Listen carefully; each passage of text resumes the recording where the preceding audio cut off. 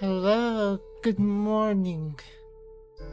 Oh, Guppy, thank you for the hydrate and the stretch. Um, I forgot to grab my water. Happy time zone. Happy time zone to you as well. I will grab my water in just a second.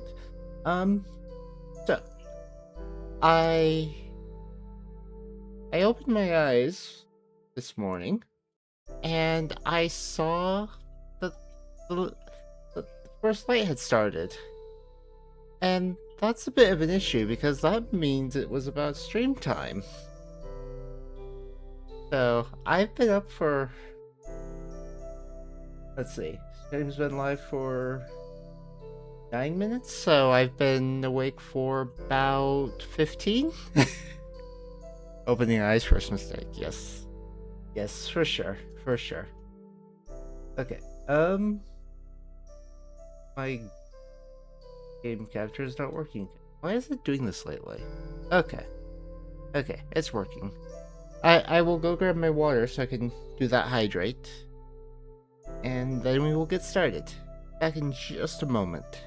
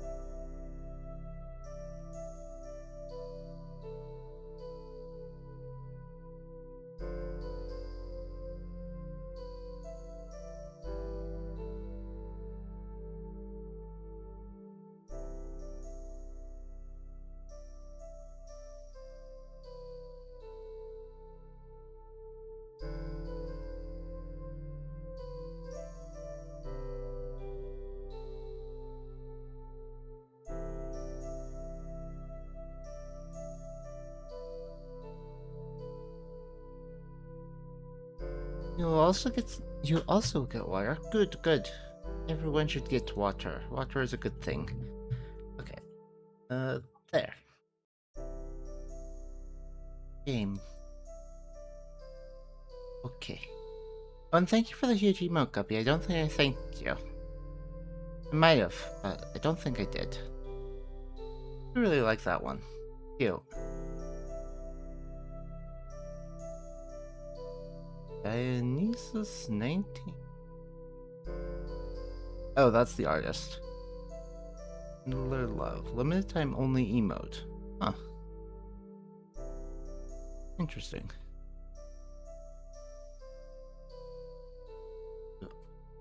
Access? I do not have access to it. The new level 1 hype train emote from the current batch? Oh. Okay. Several Bub is level 3? I think I have one of them. Let me see.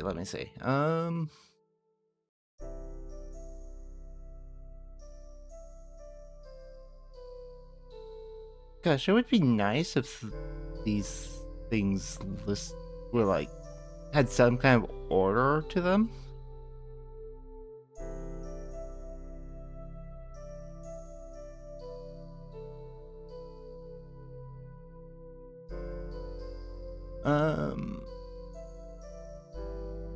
I may, but I don't know.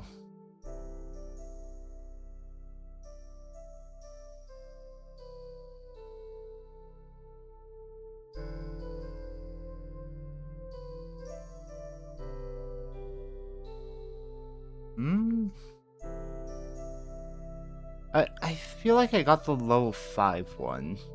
Whatever that is.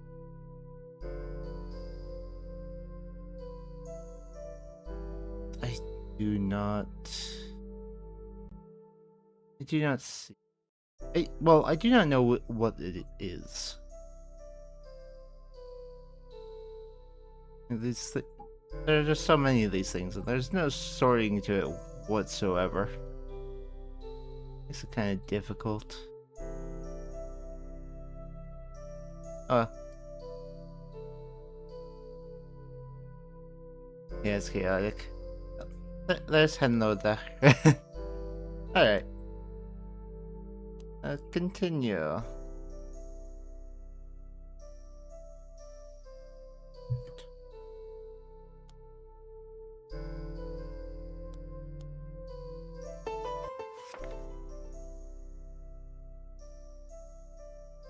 Alright. So, last time we got the recipe for. Well, we met everyone. There's this guy, Goldner, who took a ritual stone thing. I don't know that it's a stone. Ritual key that from one of our companions, and there are demons coming out of the mines, and we need that ritual key in order to try to seal the demons. And so we got the recipe for an invisibility potion, we got the ingredients, and now we're going to get ready to go and do that. You have the potion you need. Are you ready to go to Goldner's Manor? Oh, we can still talk to Caden. Let's talk to Caden. Guppy, thank you for this 3-stream streak. Twitch is a damn liar. It is so much more than that. Heck, you even made it to the Terraria stream, and that was completely out of the blue, 3 hours later than normal. This time it was my own fault.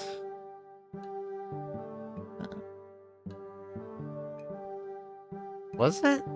I think you were here. I don't think you've missed a stream. And Caden's standing by the window in the shop, looking out at the people walking past.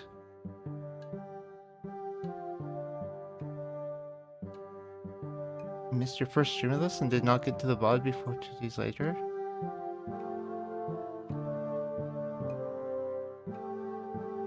Yeah. You were lurking. I remember seeing you. You even redeemed. You did the lurker high. Yeah. Yeah, you were here. Hey, Twitch. Twitch be twitching.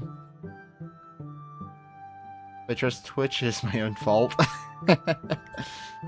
I guess that's a fair point. How are you feeling? Be careful they don't see you. People watching?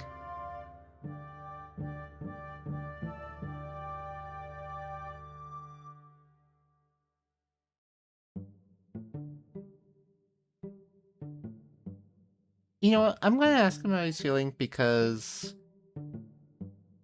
he was in a bad shape, and we did make a healing potion for him, so I want to make sure he's okay. Hi. Hey, Caden. How are you doing? Thank you. I'm alive, and I'm grateful for that. But this is not how I imagined things would go when I left my home weeks ago. I'm still shocked, honestly. A problem this simple would be this difficult to solve. It's humanity for you. A mess, I agree. We just have to move forward. About that. This might look bleak now, but we're not going to fix things by sitting idly by. We can only work hard to try and change things. Thank you. Thank you. I think I need to hear that. And you're right. Kane returns his gaze to the outside, lightly reaching up to tap his fingers against the I've glass. spent the entirety of my life in my home in the mountains. That sounds lovely. I've read about the sky and sun, about clouds and stars. Oh yeah, literally in the mountains, not like you're at the mountains and you're on the surface and you're doing mountain things. You're basically a tall dwarf with glowy magic arms. Got it. Right. I remember. They are even more impressive in person than I could have ever imagined. The first time I saw the sky, I almost felt like it would swallow me whole. You gotta be careful with that, yeah. Yeah, the sky's a dangerous thing.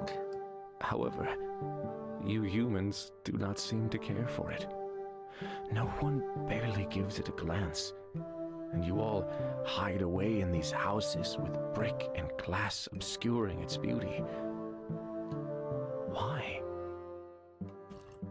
You know, Aiden, that is an excellent question.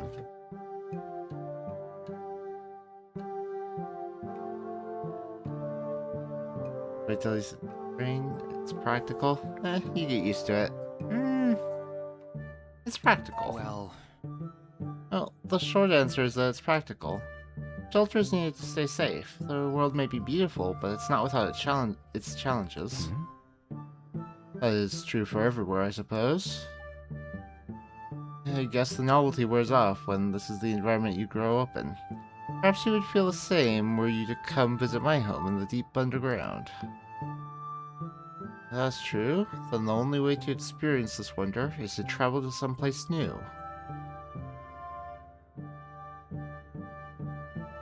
It's a lovely thought. Not possible for most. Stay clear of the locals. Other romance options. Vacation, beautiful way to look at it. Travel as well. Not possible for most. I suppose. An option for most, though. Most people in this valley are born here and will die here. That's just how things are. I know, but perhaps I can be one of the few. Once we succeed in our mission, of course.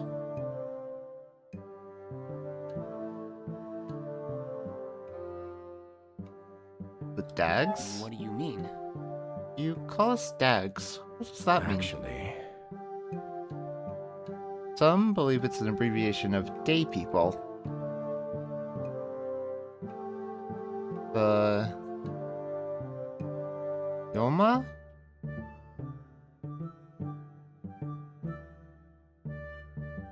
Oh wait, that's an I. Ioma are the Light People, and the Himin up north are the Sky People. All three are people, or humans, which makes it rather confusing to us when you Dags use human to refer to yourself.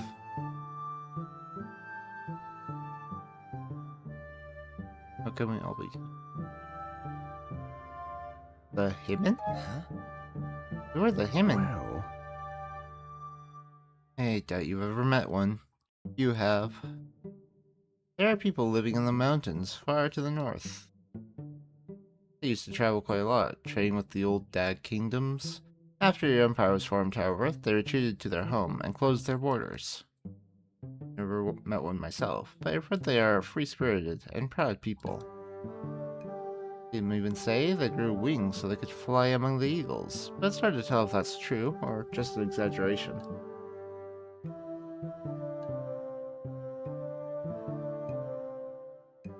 How can we all be human is a stupid question, and I will not ask it. Let's talk about something else.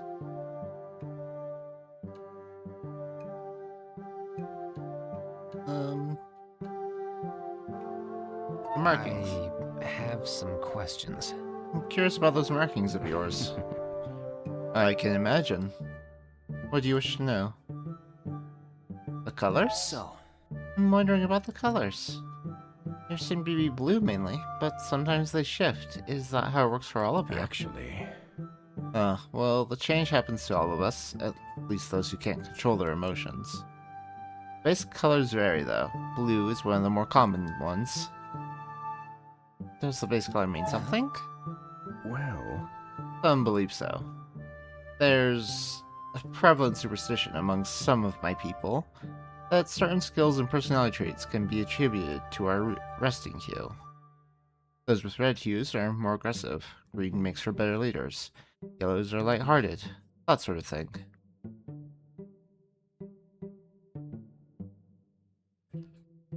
Is it true? Sounds bad. What does blue mean? Why is that teasing? Is it true? What do you believe? Is it true? I believe if you've been told your entire life that you are an angry person, then you're probably going to be angrier. There are some who benefit from such beliefs. Others who guide the young based on their hue. Matchmakers who are paid to gauge romantic compatibilities. I suppose some people just yearn to be told who they are by someone else.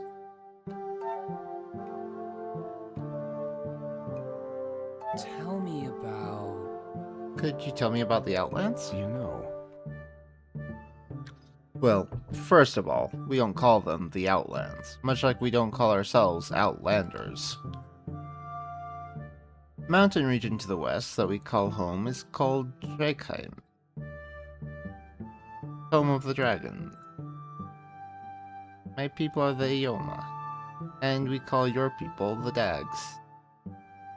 We're a reserved people, proud, rarely straying from the mountains we call home. There's no need to. The ground beneath the mountains is rich. We sometimes trade with the Dags in the plains, but only rarely does anyone other than the Nightwalkers leave our home for the outside. I'll be off then. Alright, we should go. I'll be here if you need me. See you later then. You are rather expressive compared to the other Outlanders I've met, Caden. You've dealt with my people before? The Hunters sometimes did business with the Nightwalkers. I've never spent much time with them myself, but even from afar, you get the impression that they're a stoic group. To put it mildly. What was that? Nothing. What interesting topsider architecture. I'll just go take a look at that. What in the world? Huh. Does Elizabeth have anything else to say? Or is this just potion making? Welcome back. Can I help you with? I have some questions. Actually, I see. Okay. I did it. I have all the ingredients for the potion of invisibility. Well done. Make the potion now, but remember, it has to be used right after it's made. Are you sure you and the others are ready? Any other preparations you need to complete? I'm I'll ready. do it. Let's I do this. see. Very well, let's brew the potion then. Okay, that just takes us over to the... Careful when you add that. Careful when mixing volatile ingredient. The mixture will explode if a volatile ingredient comes into contact with another volatile or identical ingredient. Oh.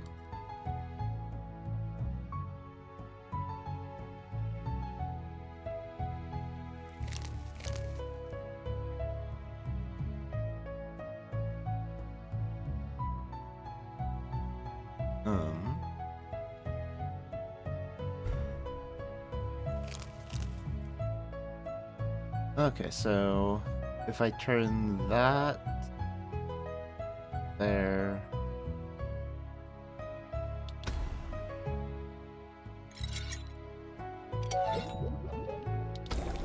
Another discovery! You made invisibility. Let's go. You brew the potion and pack it into your satchel. Good luck. Please be safe. We'll try. The group is standing in the shadows, watching the Goldner estate. Guard is stationed out front with even more, no doubt waiting for you inside. The guard is stationed out front, with even more no doubt waiting for you inside. Didn't think I'd ever return to this place. Can't say I'm looking forward to it. If you're getting cold feet, now's the time to say so. Of course not. It's my fault. We're here. It's only right that I help fix things. Everyone knows the plan? Don't get caught. We use the potion of invisibility to sneak in. We locate the office. I take care of the magical safe. We take the artifact, and we leave before we're all discovered. Thank you, Anne. Are you ready, Alchemist? Let's do this. This is it. Drink the potion, and watch in amazement as the group before you slowly fades away and disappears, leaving a ghostly outline. How does this... This is unnerving, to say the least. Look, Careful not to make any sounds as we move. let's go, everyone. You'll sneak past the guard, holding your breath, and quietly enter the estate. As soon as you make it through the entrance, your eyes are assaulted by glaring splashes of gold, red, and purple. The entrance hall is lavishly decorated with fine furniture and extravagant art pieces. Its very purpose is not to greet guests, but to be a showroom for displaying the owner's wealth. Wow. This place is... wow. Miss Goldner's tastes are... rather gaudy, no? You think? The colors kind of remind me of your coat. Get a mime. Ouch.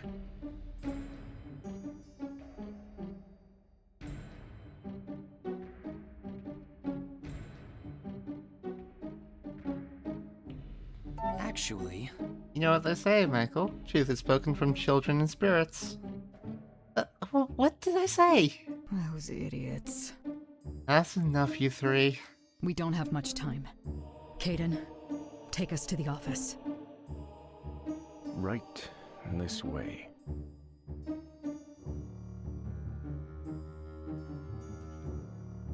Ken leads you through the gaudy hallways, over expensive carpets, and past precious paintings. You pass more guards patrolling the hallways, but your cloak of invisibility keeps you safe and out of sight. You make it to a finely carved oak door, and behind it, you find a dark office. Well, that's an interesting crystal ball stand. Yes, peacock with a crystal ball. Oh look, kindling.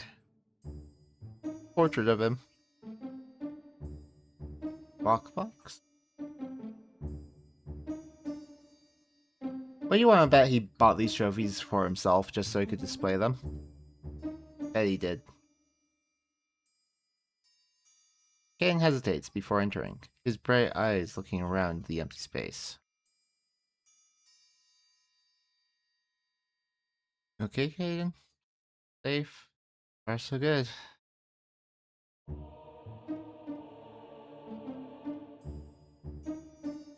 that was close. 7 we made it this far. Now where would that safe be? Everything in here looks much the same as when I was held captive. Although... Over to the huge painting, taking out almost all of the back wall. Goldner's smug face grins down from the most hideous portrait you've ever seen. It doesn't look like a grin. That painting wasn't there before. I think I would have remembered that. Yeah, probably. It seems almost too obvious. But the more I learn about the man, the less it surprises me. Let's move the painting and see what he's hiding. Victoria and Caden step up on either side of the painting and lift, easily moving it aside. And you're not at all surprised to find a safe hidden behind. Anne, is it... Oh, it's magic, all right. A key combination. This is troublesome. He actually went and bought something that's fairly high quality. No. It's not going to be easy to open. It has a circle. Can I help? You can't tinker it free somehow? Not without setting off the alarm. Oh. We could just take the entire safe. You know? Michael, that thing's gonna be heavy, and we're trying to be sneaky. We're supposed to leave no traces, remember? Then, we've got to find the code for this lock. Good grief. What to do now?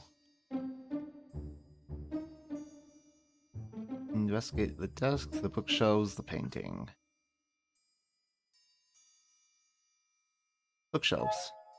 Bookshelves lining the walls are stacked with heavy books and beautifully engraved spines. On closer inspection, though, you discover that they are all completely untouched, more for decoration than actual use. Why would you? Why bother investing in all these books if he was never going to use them? The desk. Walk over to the desk. It's a large oak piece, well kept, or unused. There are a few stacks of papers and letters piled in the center. No pictures or personal items have been set out for decoration. But you do notice a golden peacock figurine carrying a fist-sized crystal orb. Runs through the papers and letters strewn around, pausing when your hand touches a letter that's sealed with the same emblem as the one from on Anne's uniform.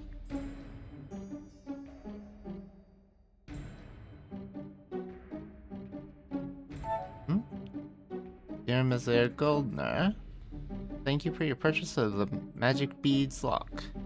Remember, it is important that you memorize the code to ensure optimal security.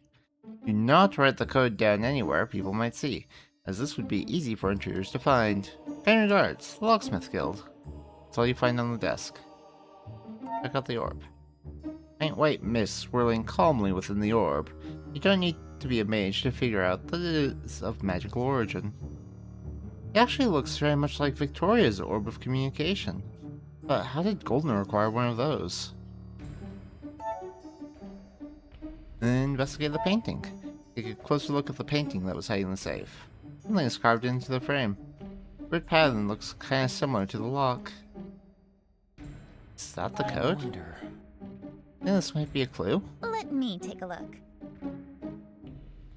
And takes the note from your hand. Well, Fascinating. it's a cipher. It looks like it fits the lock, but this is only the first half. What if you put the second part down somewhere else?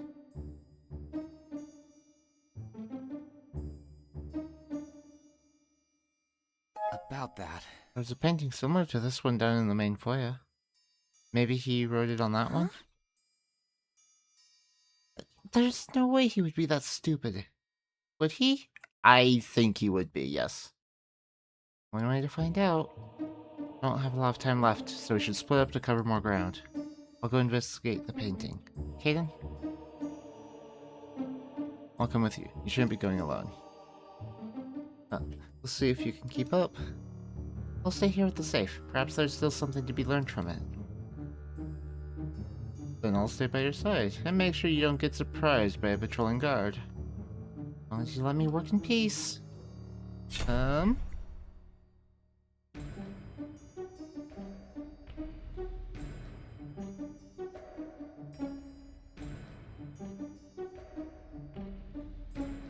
I will save here. And stay in the office. I'll do it. I'll stay here and see if I can find any more clues. Me too. You don't need us slowing you guys down. Time to go. Let's go. Victoria and Caden slip out the door, leaving the rest of you in silence. And immediately goes back to tinkering with the safe, and Michael wanders off to browse the bookshelves. So, Anne, is it common for Tinker Mages to produce magical safes for characters like this? Goldner? If he's a paying customer, I don't see why they would refuse him. I suppose that makes sense.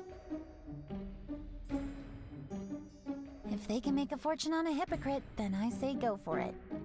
It's not the life I want for myself, but I'm not one to judge. Fair. I see. Iseth, grant me patience. What is it now? Nothing. I'm just pleasantly surprised to find something you and I agree on. Huh. Oh? Well, that's weird. Yeah, it is. I agree. 2 in one day? Feel sensation akin to running water washing over you. When you look down, you see your hands returning to their normal, visible state. Oh, great. We're out of time.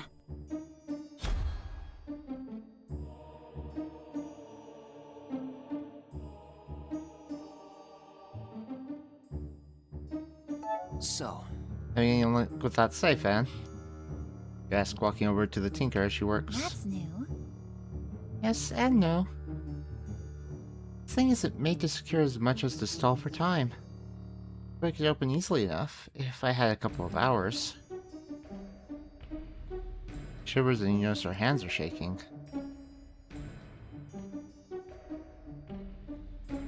You okay? Are you doing alright there, Anne? Huh? Me? Oh yes, I'm fine. This is a perfectly appropriate situation. It doesn't warrant the least bit of worry for me. Yes. There's a sudden flash of light, and you whip around towards the bookshelves. Michael is gone. Uh-oh. Where did he go? Where the world did he go? Alethra's mercy. Lethros knows.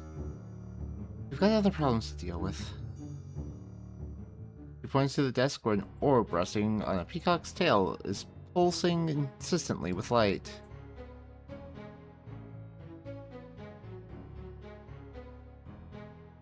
Oh no. oh no. This is not good. You think? Someone's coming. William stands by the door, peeking out. It's Goldner! Quickly, you gotta hide! And suddenly grabs you by the hand, and you yelp in surprise when she drags you with her down and under the desk. Thing's huge, but still a snug fit for the two of you. And is pressed up against her side, green eyes wide and pale as she stares out into the dark room.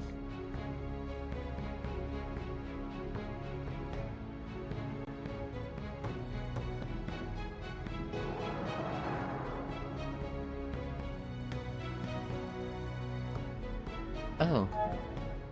Blush but remains silent, trying to keep your rapid heartbeat in check as the door suddenly bursts open and Goldner storms inside. This better be good for you to be calling me at this hour. I have news. There, Goldner, I regret to inform you that your request has been denied. What? You don't recognize the voice on the other end, but peeking from under the desk, you spot the familiar uniform of the Alethian Knights. I paid you good money to bring my complaints to the highest office of Eredus. And I like that money, but unfortunately I don't like you. How can my complaints have been denied? That might be. I did bring the matter to Commander Alethia herself, but the so-called proof of a revolutionary mage conspiracy you provided me with was less than A convincing. shop burned down. The forest dead. Neither as uncommon as you make them out to be. Not to someone from one of the capitals. After all. You insolent little... In that case. In any case, I see no reason to continue this any longer. Contact me if you come across something actually worth investigating. Otherwise, I don't want to hear from you. It was risky enough for me to communicate with you like this. I do not want to keep it up. Wait. Click. Light dims as the orb disconnects, and there's a crash above you as Goldner slams his fist onto the desk. And instinctively scoots a bit closer to you. Green eyes staring wide and frightened at the wood above.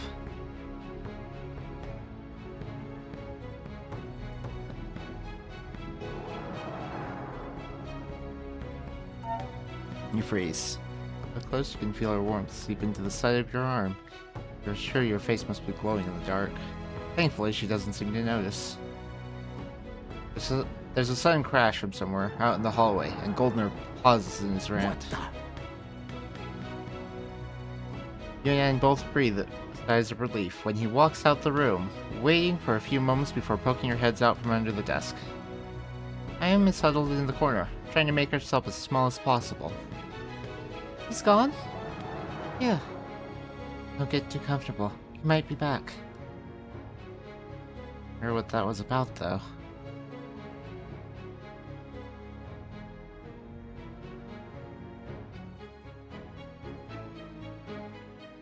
That slimy bastard. Isn't it obvious? That bastard is playing dirty games, driving his way to the ear of the commander in Eridus. Of course, that much is obvious, but why though? What does he wish to gain from this? It takes some effort to bribe a knight to lobby your case to the commander. Or how far up the chain he actually went.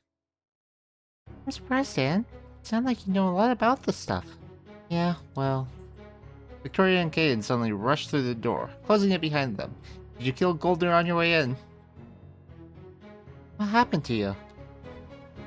To put it bluntly, you just shoved Goldner into a closet. Nice. We should finish this up now. Where's Michael? There's a flash of light, and Michael appears in front of the bookcase, grinning like a madman. You are not going to believe what we just found. What's going on here? I don't even... I'm not gonna ask. Let's just get this safe open and get out of here before things become... difficult. Yeah. I agree. Let's get that safe open. But I'm curious what you found, Michael. We'll talk about that later. You've got the code? Curious. Here. You really did just put it down on the other painting. Such an odd man. His arrogance is to our advantage. If you please.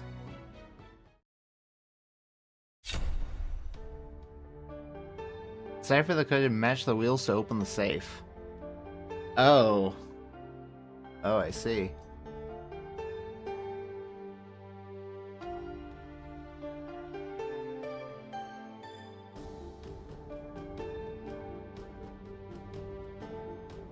Okay, so...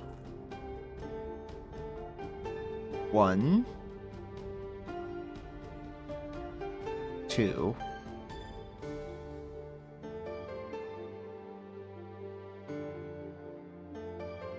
Okay, so yeah, there's one of each. 1... 2... 3...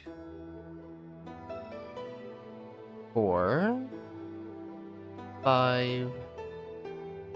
6... 7... Wait. This is 8.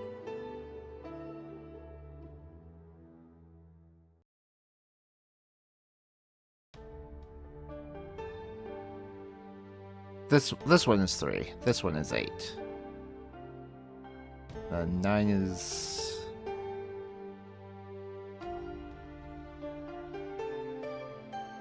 This one is 9.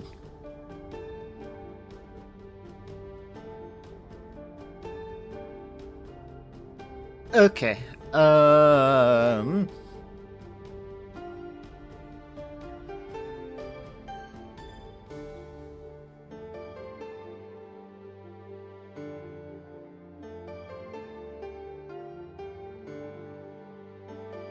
Okay, so 1... There's 1.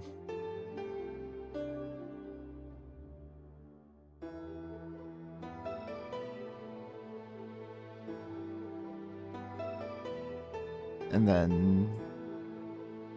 Okay, here's 1.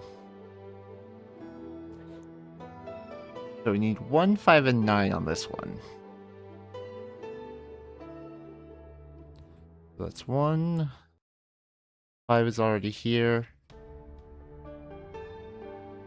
And then 9 is... also already here. Okay, so we've got 5 and 9. It needs 1.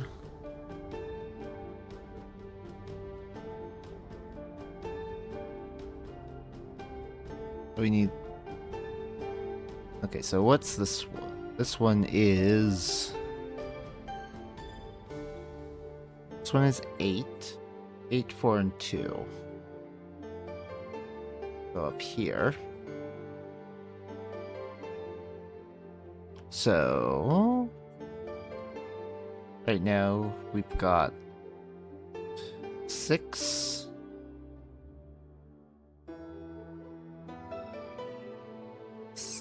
and 7, and... Right? Yeah. That one's 7, that one's 6. And this is 3.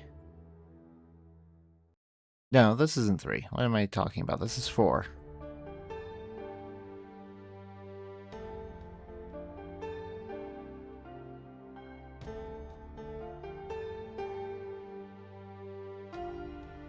And then this one has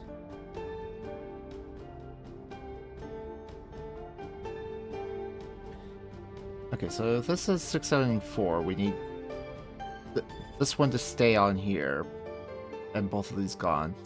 Actually need them both over here.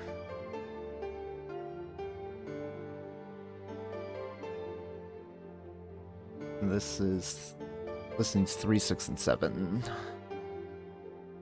And 3 is already here.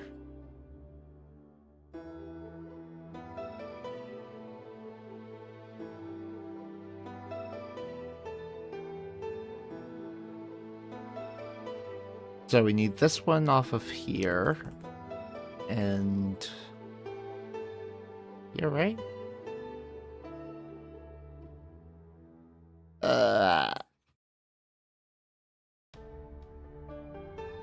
This is kind of brain bending. Hey.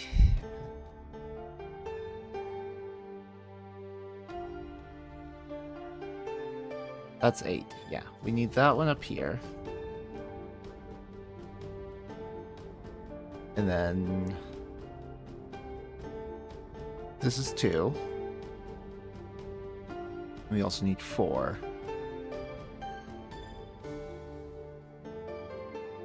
Which is this one.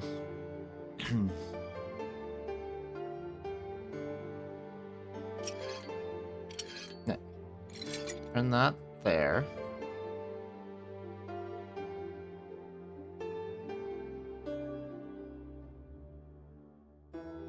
Okay.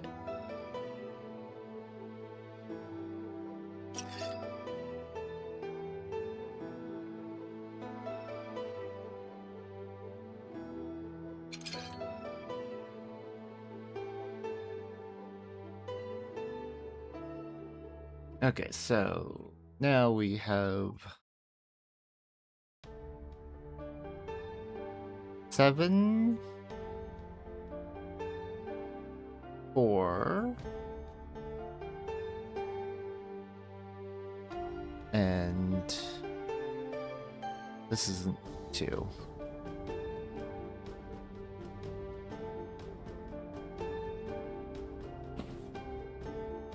7, 4, 8 we have here.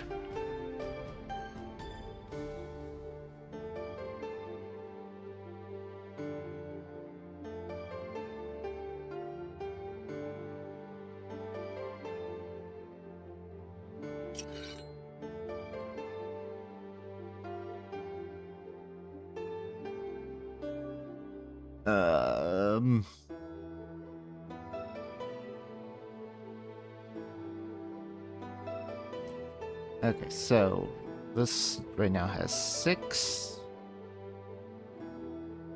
3, then this one, 1. The 6, 3, and 1. There's 1. Yeah, this is 5.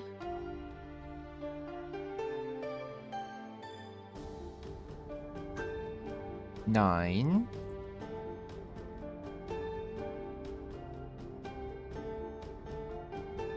4. 594.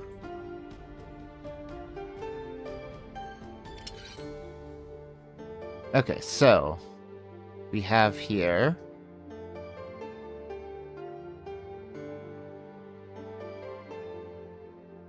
why am I struggling so much with the symbol? 1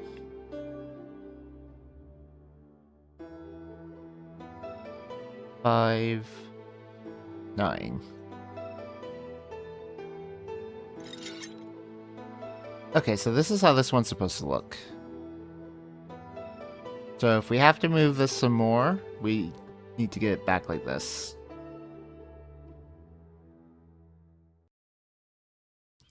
Okay, and then this we have 8, 4, and 2. They're in the wrong order.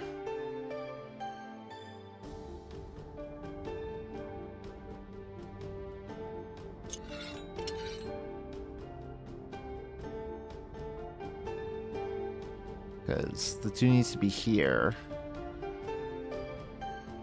And the 8 needs to be here. They're in the wrong order.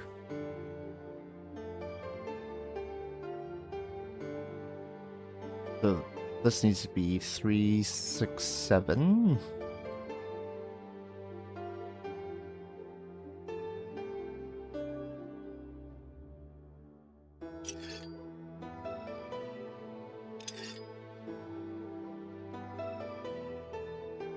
Okay.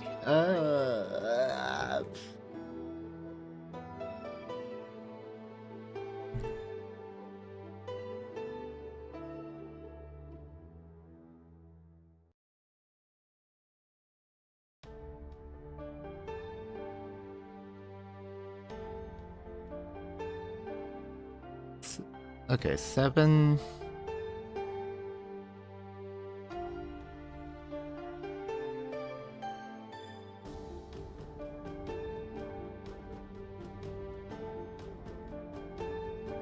I would kind of like to be able to hit reset. Is that an option? No.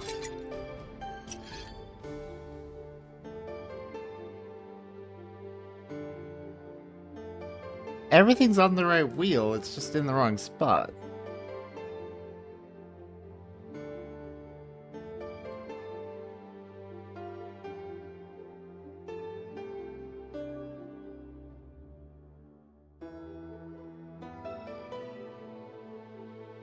Because, yeah, 6 and 3 are swapped from where they should be.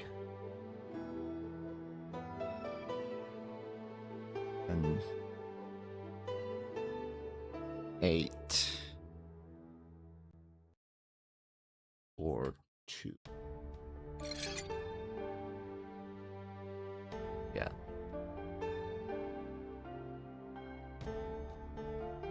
If I put 4 at the bottom, I've got 2, 8, 4.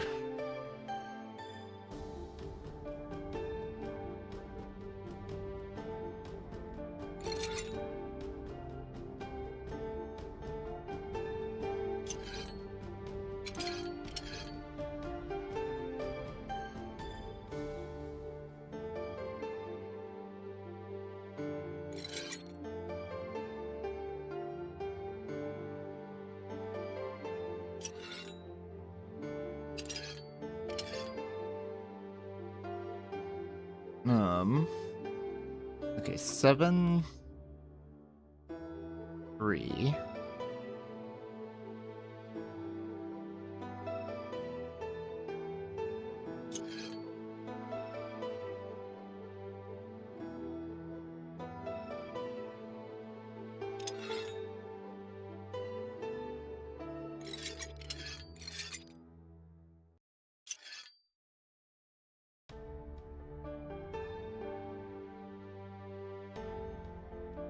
Have I accomplished anything here? Yeah, those are still on the wrong things.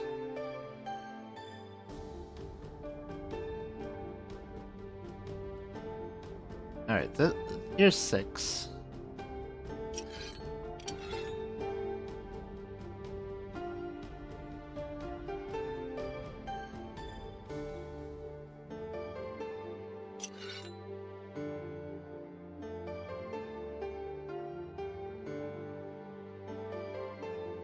Okay, so 4, 8. Okay, these two are in the right order. This is 4, 8, 7.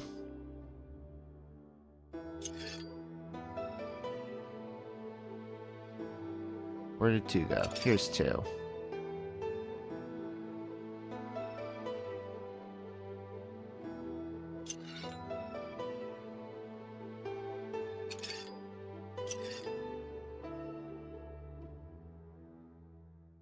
Ah, yeah.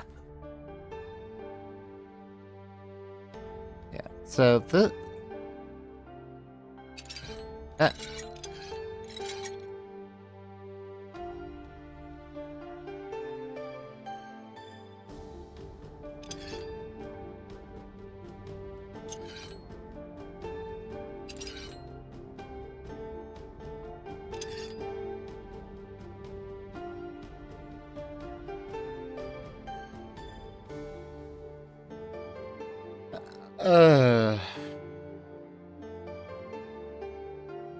taking notes. I feel like I should have taken notes, my goodness.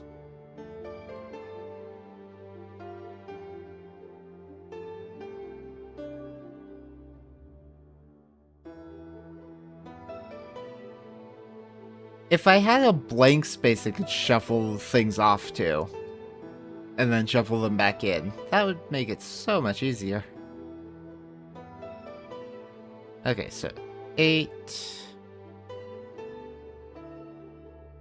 2, 8, 2, then 9 is here.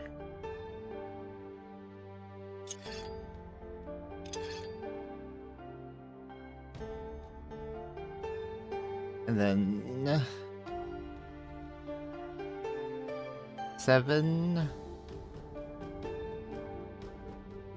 7 and 6 are swapped.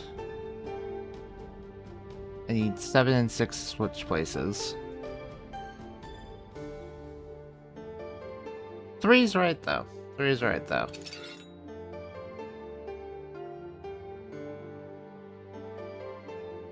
And then that's 4.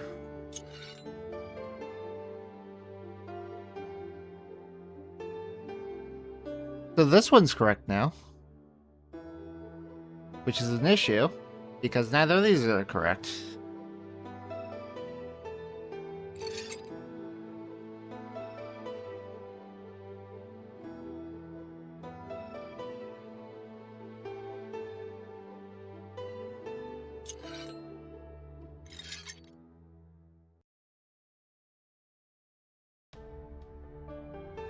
Okay.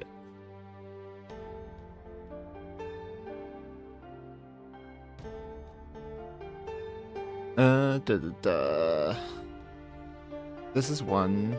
This is 5. So that has these two correct.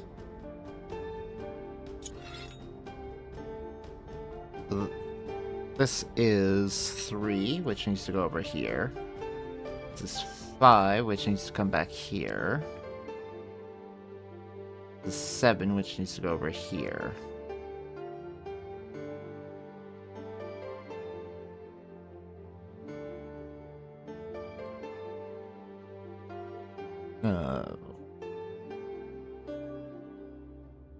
Wait.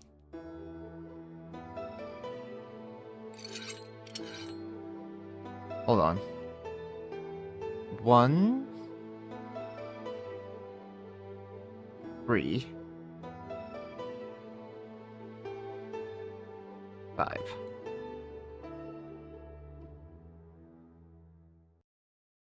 This is 4, 8, 7. Ads starting in about a minute. I doubt I'll have this done before the ads are over. So if I do find myself somehow within one turn of finishing it, we will wait. But I will continue puzzling.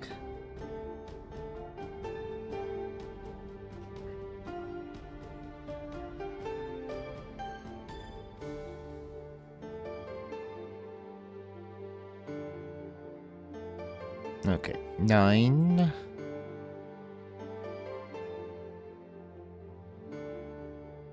Six, 5.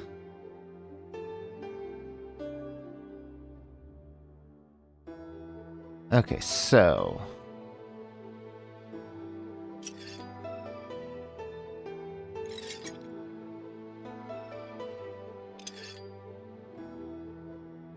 okay, so that's 6 and 7.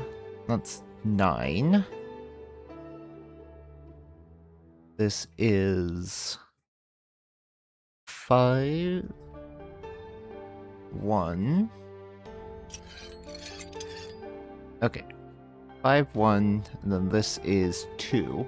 Needs to go over here.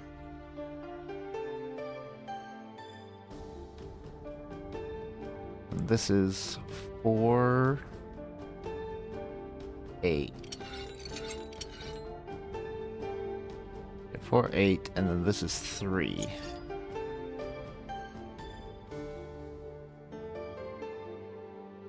Okay, so 3, 6, 7. That will make that one correct.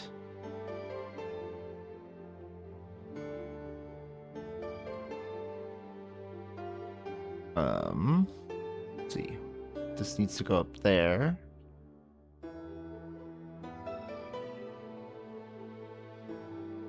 That is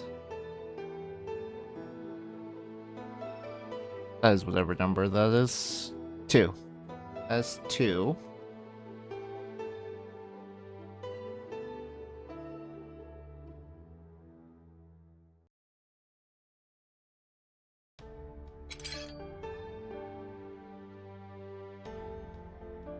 So this is 2.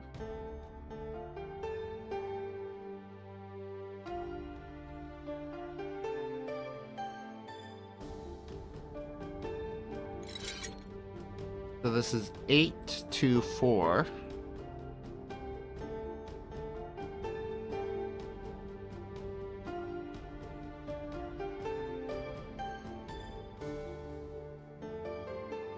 And I just need to do one more turn on this. And we'll have it. Unless I'm very much mistaken. We just need to turn this so that 159. Yeah, it's solved. Gonna wait for the ads to finish so no one misses story.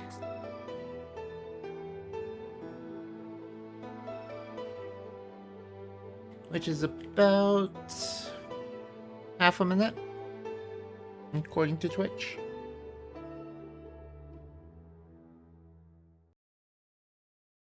Did it.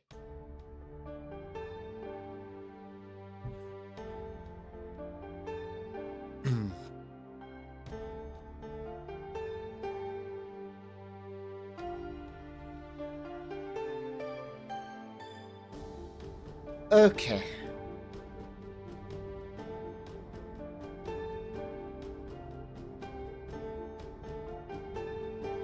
Three, 2, 1. Seconded. Your community is back. Welcome back.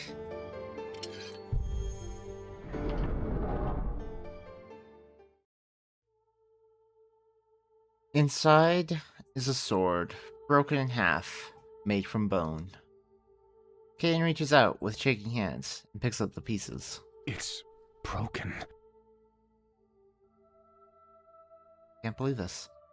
This is bad. Oh no. It's bad. How are we going to fix the seal now? The artifact will be no use in its current state, I'm afraid. I don't understand. don't understand how this could happen. Dragon swords are the most powerful artifacts my people have constructed. Simple banishing seal should not be able to shatter one like this. Let me take a look. That is because this is no normal banishing seal. It is holding up what appears to be a map that was locked away in the safe. Map of the mines. What? Please explain, Anne. Fascinating. Look at the way the ore is structured. This is way too perfect to be an organic occurrence. You said that people used to use places with natural ore for this kind of seal, yes? Well... Right? So, Well, what if it was the other way around? What if someone created the entire network of ore in the region, taped it into the structure? 7. actually, If my theory is correct, then this town, the entire valley, is resting upon a giant alchemy locket.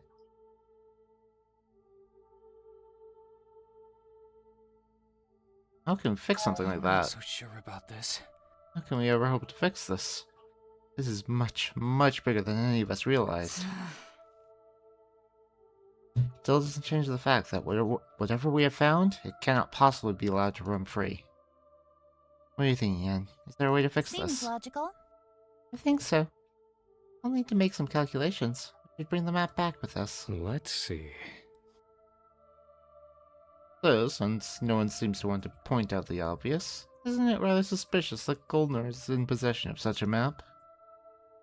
It's almost as if he knew all along that his business was destroying what I assume is the continent's largest demon prison? Goldner will pay for this. Deal with him and his involvement in this. We'll deal with him and his involvement in this when we have successfully prevented the catastrophe. Very well, Madam Knight, if you say so.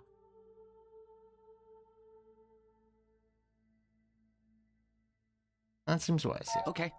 Taking the map seems like the best course of action. If he wants to make a fuss about these being missing, you have to explain just what these things are. He won't back himself into a corner like that. Now let's get out of here. As she speaks the words, you suddenly hear yelling outside, feet rushing down the hall. Why, you? Thieves! What are you waiting for, you idiots? Break down the door. We're trapped. No, what do we do? This way, everyone.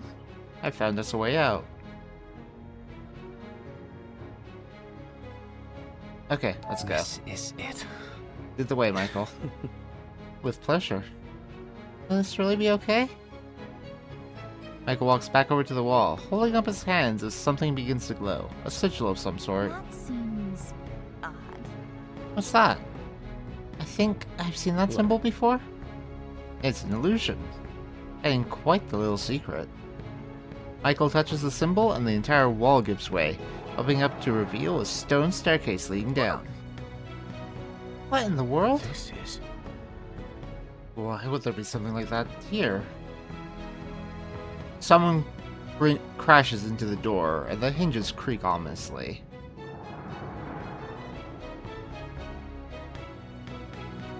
We've got to go.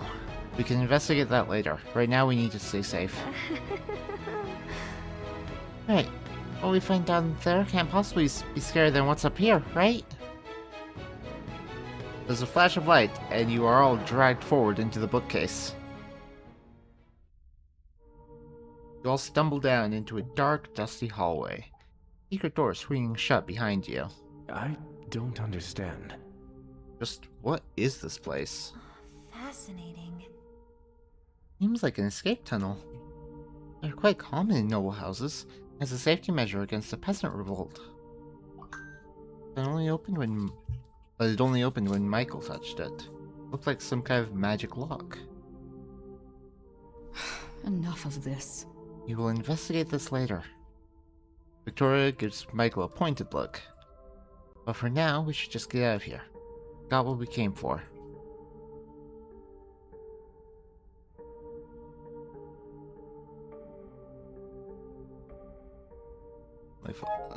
Will Goldner and the others be able to follow us down here?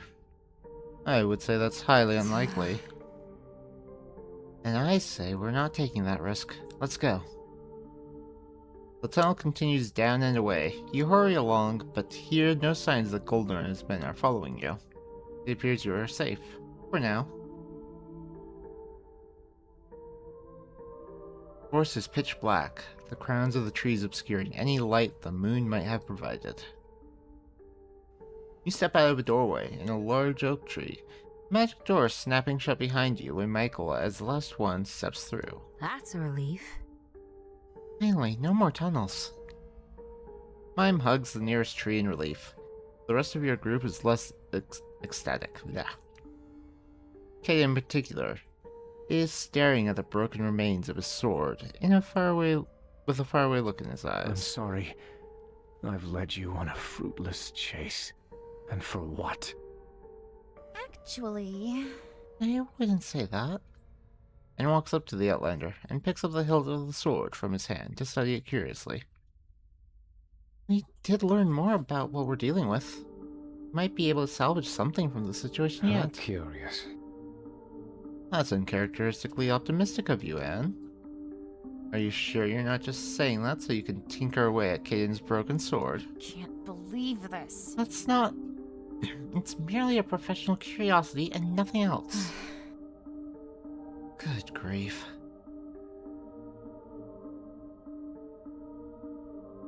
That was awesome. No, it was not. This was disaster? No, I wouldn't say so.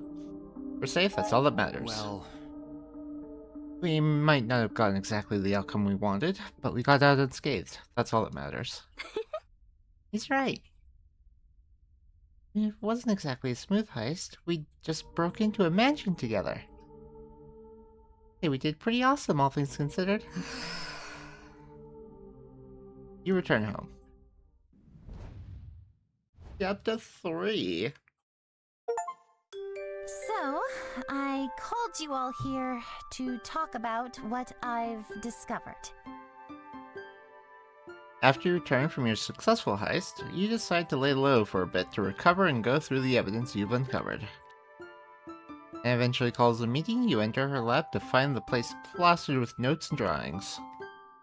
Mage is holding a cup of strong-smelling coffee. Her voice seems a tad more on the shrill side than usual. I have been examining this map we found at Goldner's mansion. I'm confident in my initial theory that the underground of the mine is, in fact, a giant seal keeping these demons trapped. Positive news is that the seal is so massive that the damage is only minimal, which is why we've only seen a few demons leak out into the town. Oh, really? I think we've encountered, what, 4 of these things so far? I wouldn't call that minimal. Boy, do I have bad news for you then. The massive scale of the seal suggests that there are many, many more demons lying in wait on the other side, ready to be let loose. How many is many, many more? Victoria shifts her stance slightly, looking uncomfortable. I just don't understand. When I told Goldner that the mining was disrupting the seal, he refused to believe me. But it turns out he had this map proving it all along. You'd be surprised how many people are able to bend their own reality to pretend they are not doing anything wrong. Oh, you are so right about that, Michael. Probably thinks this is all some big mage he probably thinks this is all some big mage conspiracy. He's trying to get the knights to come and investigate. They won't come. What? Lethia, the Paragon himself, are determined to keep this under wraps. More knights would I complicate can't this. believe this. They can't just turn a blind eye to what's happening here and expect it to go away. They're not. They're waiting for us to fix it for them. How does this... But why take this risk? What are they afraid About of? that. I don't know, but I intend to find out.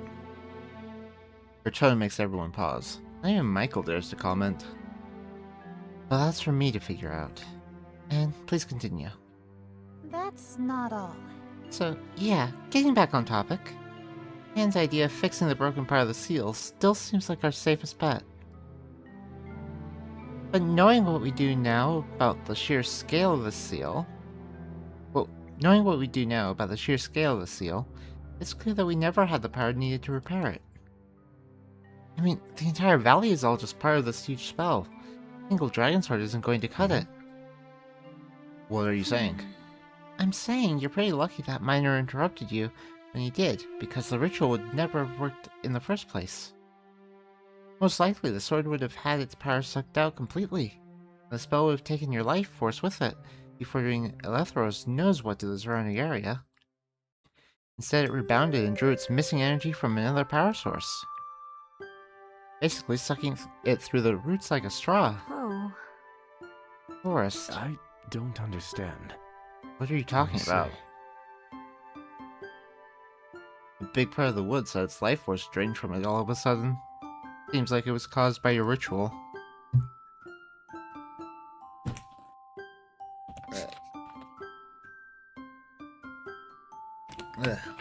Okay. Oh, wait, what? That's what happened. One mystery down. So that's what happened. That's awful. So that's what happened. It's horrible. Kane gets up and abruptly storms out of the shop. Hey, wait, you can't just... Victoria gets up to follow, but Michael puts a hand on her shoulder, halting her. Let him go. He needs a moment to let that one settle. Even in this state, he's no fool. He won't get caught again. Victoria shrugs off his hand, but stays put for now. Look, You should probably go talk with him later. Yeah. So for now, we really should figure out what to do. About that. Right. And what would you suggest? Is there a way to fix a seal this big? It's not going to be easy. I still need to study the seal in more detail. I'm certain of one thing though. Whatever ritual we might end up using, it's going to need power. Like, a lot of it. And that's where our dear Alchemist friend comes in. Me? What can I do? Stories of the protagonist? Don't be so self-aggrandizing. What? Me? What? Me? What can I do? I mentioned to you earlier that your spirit locket is quite special. The power it possesses grows stronger every time you seal away another demon, but you haven't yet accessed that power, and I'm starting to understand why. It's missing something. A few key components to connect the mechanism. Quite odd, actually. Almost like they used to be there, but has since been removed. I could take a closer look and build the missing pieces, but then we would still need more demons. Exactly. Main issue is a simple lack of power. We need more demons to fuel the spell needed for this. Got it. How many? Let me take a look. Already captured 4 demons. One more the same size as the others might do the trick, so I could make a more precise calculation So for you. that's how it is. That won't be needed. We know what we have to do. Victoria's sharp eyes zero in on you, and you swallow.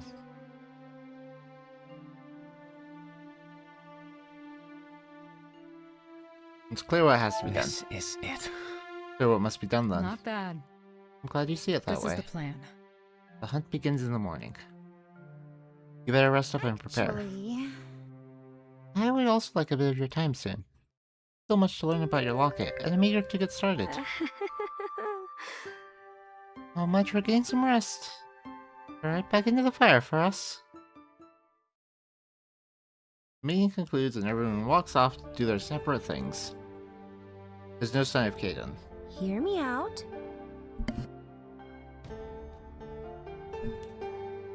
I'm kinda worried.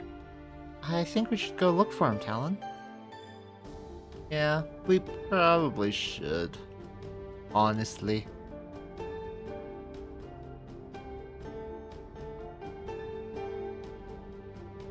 There.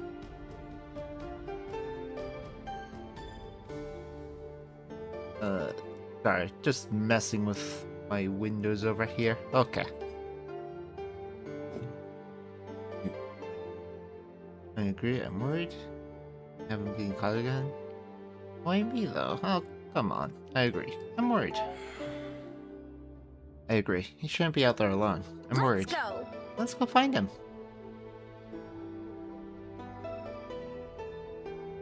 The forest is ominously quiet at night, and Mime is walking very close to you as you step between the dead trees. Eventually, you spot the familiar glow of Caden's markings, standing by one of the dead trees, deep in thought. Then he turns around and punches the trunk and it cracks, leaving a deep dent in the dry wood. Okay. Maybe you should be the one talking to him, yes? One person's probably best. I'll just be standing over here. Whatever protest you had doesn't matter, because Mime's already gone. Nothing to do but approach him on your own. Hasn't that tree been through enough? Like, I'll be honest, that was my first thought, but I don't think that's what he needs to hear right now. Hi there. Are you okay? Walk up to him carefully. So, Hey there, Caden. You alright? Caden whips around to face you, visibly startled. Talon, what are you doing?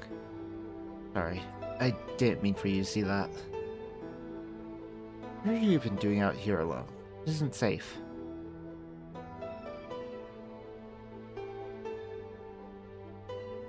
I was worried. about that. I was worried about you. Want to talk about it? I see. Don't have to do that. I don't want to burden you with my worries. What are the romantic? Okay.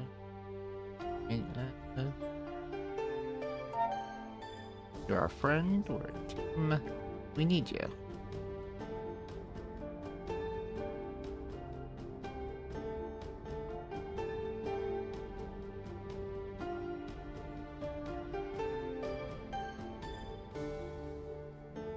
Um...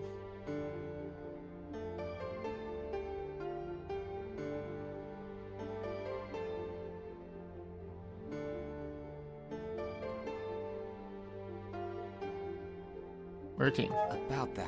We're a team, Caden. And a team helps out their teammates, so we can succeed together. Succeed together, huh? Tell me about... Why don't you try explaining to me what's going on? Caden takes a deep breath and looks around at the dead trees. Looks so very pained. The elders at home always tell me I act too rashly. That I am too emotional when making decisions. And they were right. Look at this mess. The forest was ruined because I wanted to play at being the hero. Try to help. And they were the ones who sent you, though. Try to You help. were just trying to help, though. No one could have predicted things turning out the way they did. But it was predicted. Foretold, even. And Wait, it was predicted? I am sorry, friend. But I haven't been honest with you. I wasn't sent by my people to solve this. In fact, they forbade me from going, predicting that something like this would happen. Oh. And yet, I went anyway. Oh.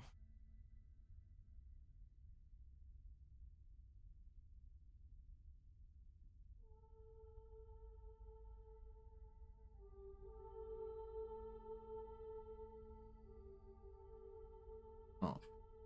Can't fault you for not trusting us. That is true. I mean,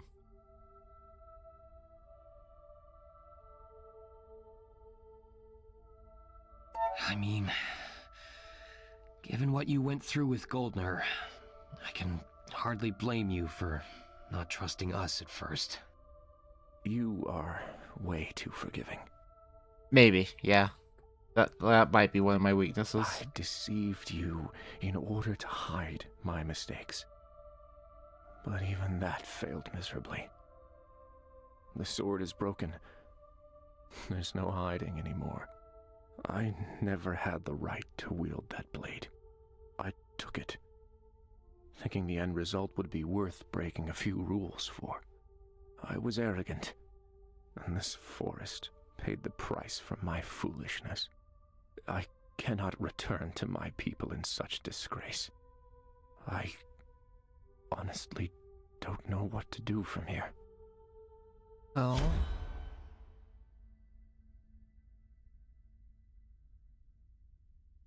Your choice will impact Caden's path going forward. Forward and fix your mistakes. Stop caring about what other people think and move forward on your own. Hmm.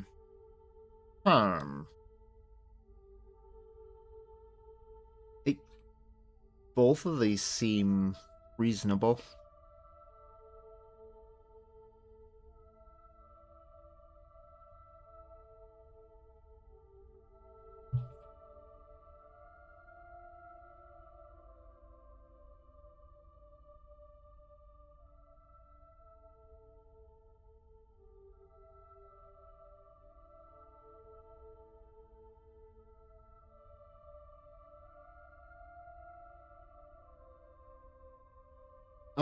We are going to say...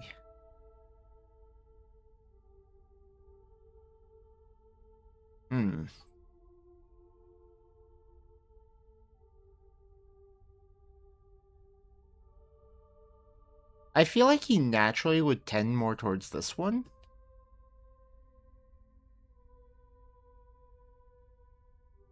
But I want him to... want him to be himself. And I think he will want to fix it anyway. You have to stop worrying about what the people at home will think. You're the one who walked down this path. You're the one who has to continue walking it. If you regret what happened, then help me fix it. But do it because it's what you want, not due to some weird sense of honor. Yeah. That is not as easy as you make it seem. Also true. My people are, well, my people. I cannot simply forget them and walk on my own. I do appreciate what you're trying to say, though. Dan smiles and places a hand on the wounded tree trunk. I will fix this mistake, one step at a time. I will right these wrongs. Thank you, my friend.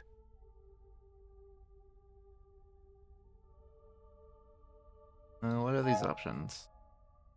Friend? Yes, only friend. But help. Happy to help.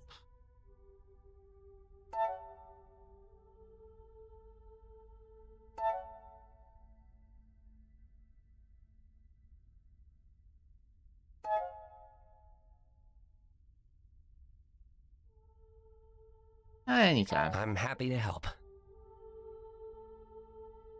Dan grins, then shifts to look out into the dark forest. Anyway, I think we should head back now. Mime has been hiding behind that tree for a while now. It must be uncomfortable. Ha! Wait, you knew I was there? Your appearance isn't exactly nondescript, is it? Look who's talking. There. Have you returned to the shop to rest? I've noticed you staring out the window sometimes. You should be more careful other people don't see you. Oh, right, of course. I'll be careful. What were you even doing there? You were just staring out at the streets? I never got the chance to properly explore this place. This is my first time experiencing a surface town, and I'm itching to explore it. You're also new to this place, aren't you? Don't you feel the urge to go look around? No. That was a decisive answer. Why should I waste my time? There's nothing of interest to me here, and I'll be leaving soon. There's always something to be learned from any new place you go to. Walking amongst the townsfolk might give you a new perspective of them. No, it won't. I wonder what happened to you, Anne. Me too. Clearly she's had it rough. You approach Anne. He's looking deep in thought, poking away at the broken sword, while Caden watches over her nervously. Please tell me you are being careful with it. Some of those tools look rather sharp. I am being as careful as one can be with an audience breathing down their neck. Sorry, but can you really blame me? You are handling my people's heritage like it is a piece of scrap metal. Right now, that's all it's good for, isn't it? Wow. I'm trying Get 'em. to salvage what I can, but unless you give me the room to work and fix it, the sword will stay broken and useless. Things can have a value even if they are broken. You know? That's also true. No, they can't.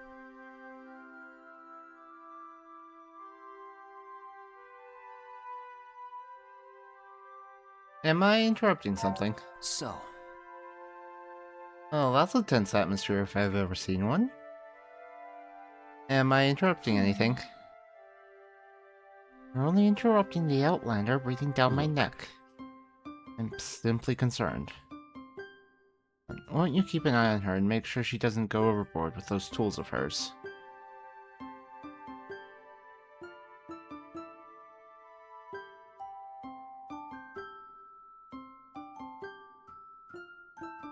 about that. I'm sure Anne will be careful, won't you? Shoots the mage a look and she sighs, pinching the bridge of her nose with her gloved hands. Yes, I promise. Now let's get down to business. Since you're here, I may as well go through all of what I've discovered so far. Mad scientist warning? Really? Tell me. Okay. Sure. Tell me all about it. Oh no. You can leave if you want, Caden. You don't have to be here. My pleasure. So, Caden's definitely not lying when he says that this is a powerful magic artifact. The material used is unlike anything I've ever seen before. It's almost as if it's alive, pulsing with tremendous power.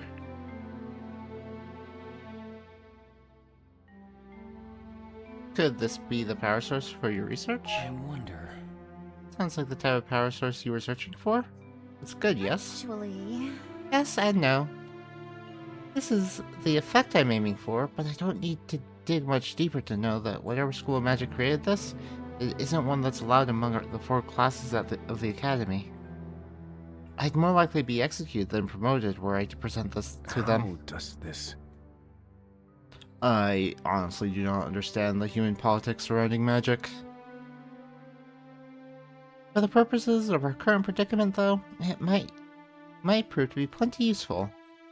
I've studied the map of the mines we found in the mansion, and I'm confident that my initial theory holds true. The seal we are trying to fix is much larger than any of us could have predicted. The sword itself, despite its power, wasn't enough to fix it. Even if I managed to fix the sword, it still wouldn't be enough to solve this problem.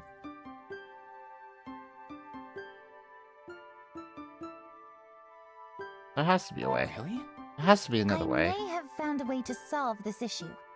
But our fussy Outlander friend is not going to like it. What? What? The sword itself is not powerful enough, so if we were to combine it with the spirit locket and tap into the power of the demons you have sealed away, maybe even add a few more, I think that might just be enough. I'd have to destroy the remains of the sword to repurpose it into a suitable component to fit the locket. And I'm fairly sure I won't be able to. How should I say this? Put it back the way it was when we're done? You're going to destroy it? Absolutely not. No way. I told you you weren't going to like it. Look, I do not care anyway. The less I work on this thing, the better, honestly. You could just use more demon spirits instead of relying on the sword. You have to capture those demons, of course, and make sure our alchemist isn't killed in the process. Kaden looks away in silence. The sword would put us ahead, and I was under the impression we were under a strict time schedule, so... What do you think? Kaden sighs and looks to you. Oh...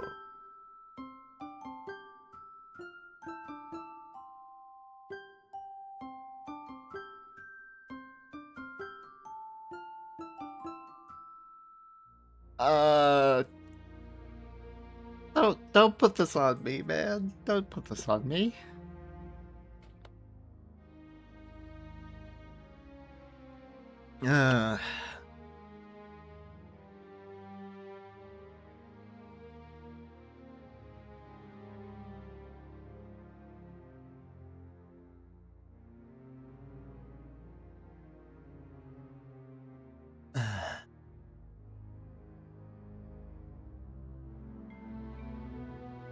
I just told him that he needs to stop worrying about what other people think and do things for himself. I can't make that decision for you. The story is yours, Kaden. I can't possibly begin to understand what it means to you or your people. That decision is yours to make. I know, Anne. I want to use it too, but I want to be... I don't want to contradict myself, and looks away. Ken seems startled by your answer. Why would you? I'm surprised you could trust me with such a decision. And does make a valid point. It will stop this unspeakable evil from spreading. I suppose the sword does serve a better purpose in her hands. Just please allow me to continue witnessing the process. Oh, fine, as long as you don't get in my way. Actually, this might work out brilliantly. I can't reach half the stuff back here, because Quinn's stacked it so high. But you, my tall friend, have just been promoted to lab assistant. What? Have fun. I'll be going then. Either assistant than subject. Well, that's my key to get out of here before assistant is promoted to guinea pig. Have fun, Kaden. What? Don't leave me there. You can start by fetching me the vials from the top shelf. Careful, it will burn off your skin if you get it on you. Mercy. So you lied to us. I'm sorry for the deception. I did not have my people's blessing to come here. But everything else that I have told you about the seal and the artifact has been the truth. Why would the Outlanders want to keep this a secret? We do not meddle in the world, topside. Our elders believe the mountains will keep us safe from the Empire. But I disagree. The demons don't see borders. If we don't stop this disaster at the root, then eventually, my home will get wrapped up in the conflict as well. So, you disobeyed orders. You judge me? She's going to judge everyone. You had been cast out from your original order as well. You and I are nothing alike. You two are a lot more alike than you want to admit, Victoria. For demons with Victoria and Michael, this is Elizabeth. Fuck. Kaden, that's Anne. This is Elizabeth. Welcome back. Hello there. What can I help you with? I want to do some alchemy. So, I'd like to practice I my see. alchemy. Let's get started.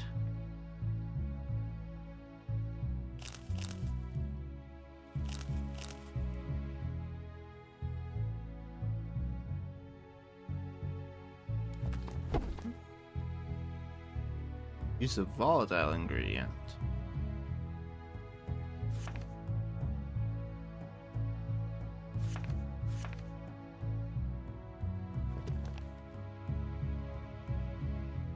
Okay.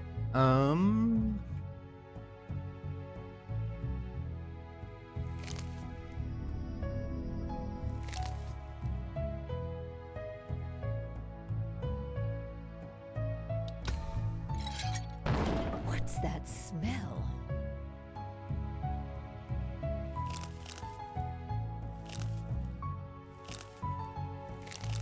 Wait.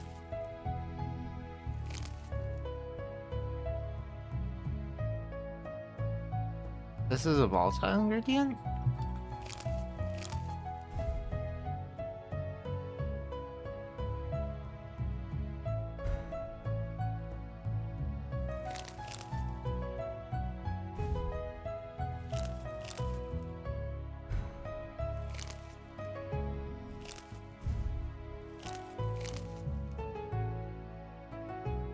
Um...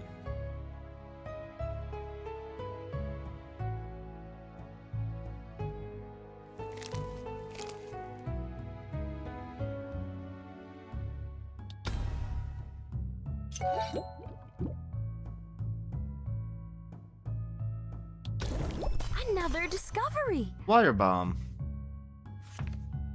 The ingredients are less.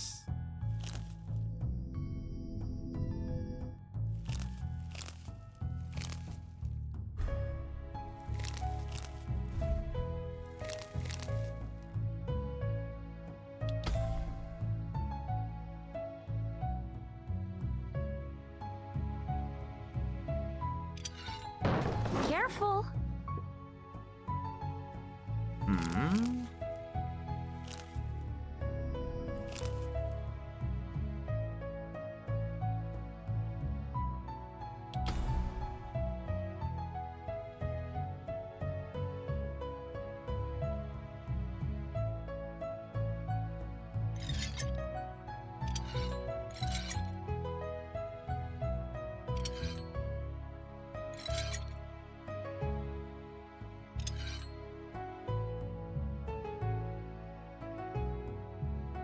Okay.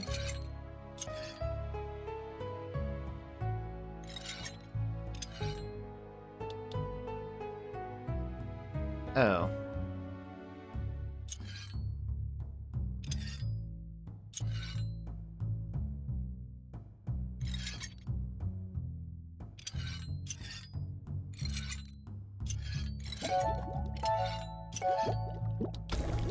That's splendid. Okay. Collection.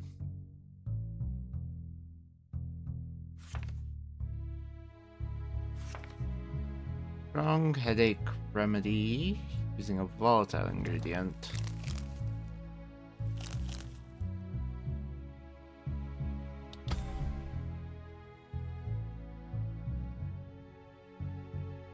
Alright. Not like so.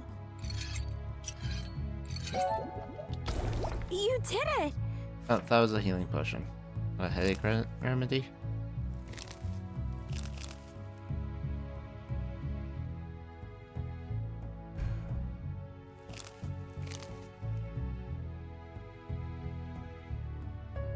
Okay.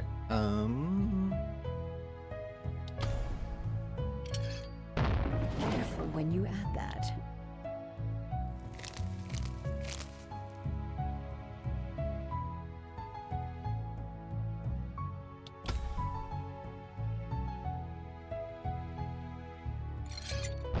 Okay. I think I misunderstood how the volatile ingredients worked. It's fine.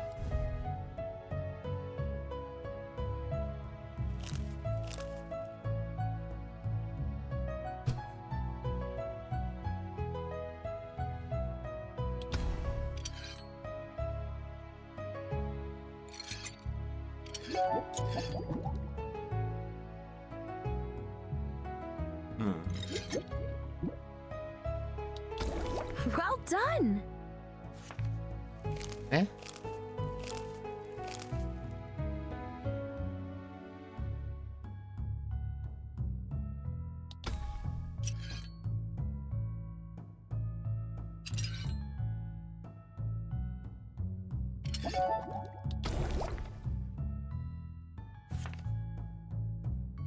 I am confused.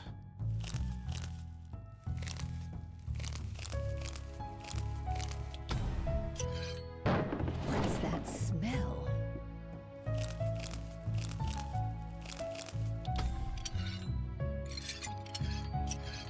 So, is this a volatile ingredient or is it not?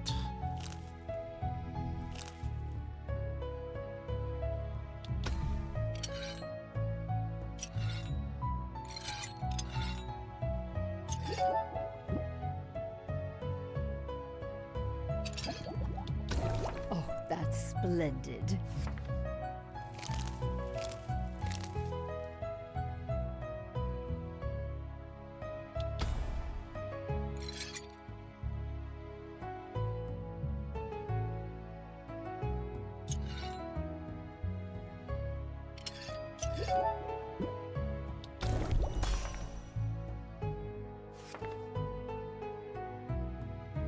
Alright.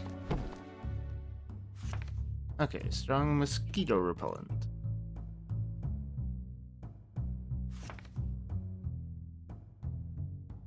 Sleeping draught.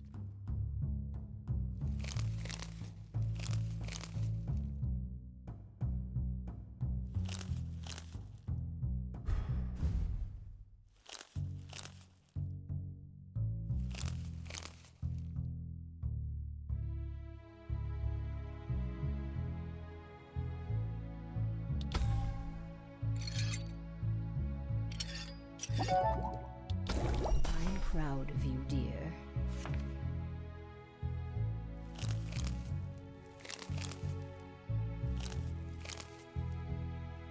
Oh. Mystery.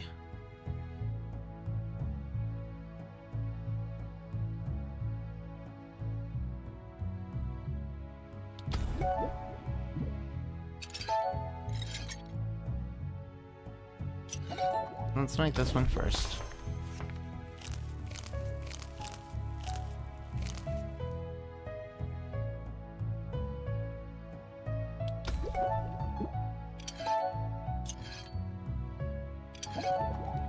What is this?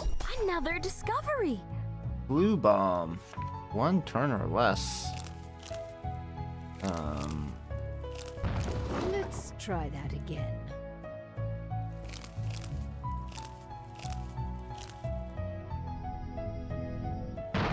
Why does that explode?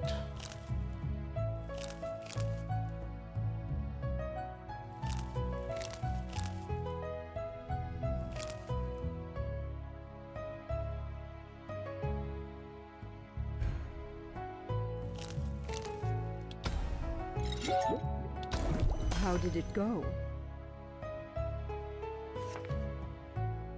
Okay. Collection.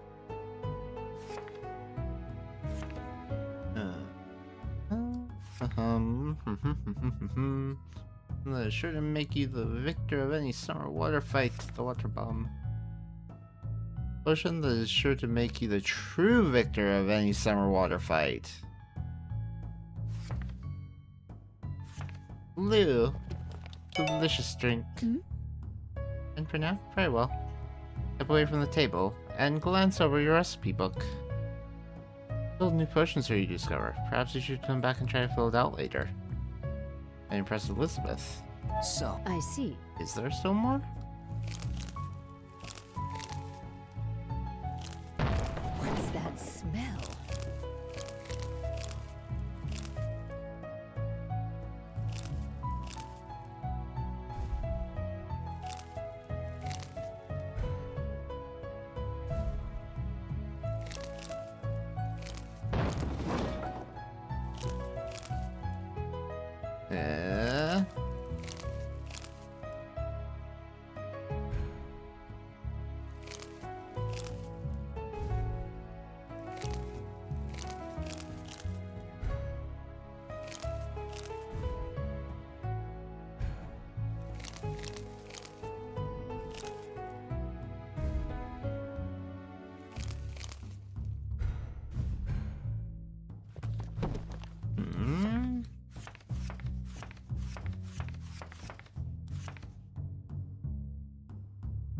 Mixture will explode if a volatile ingredient comes into contact with another volatile or identical ingredient.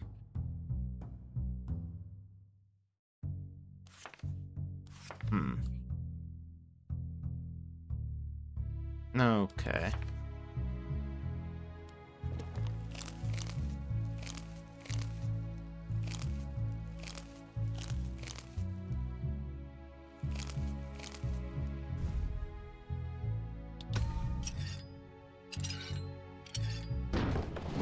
Child.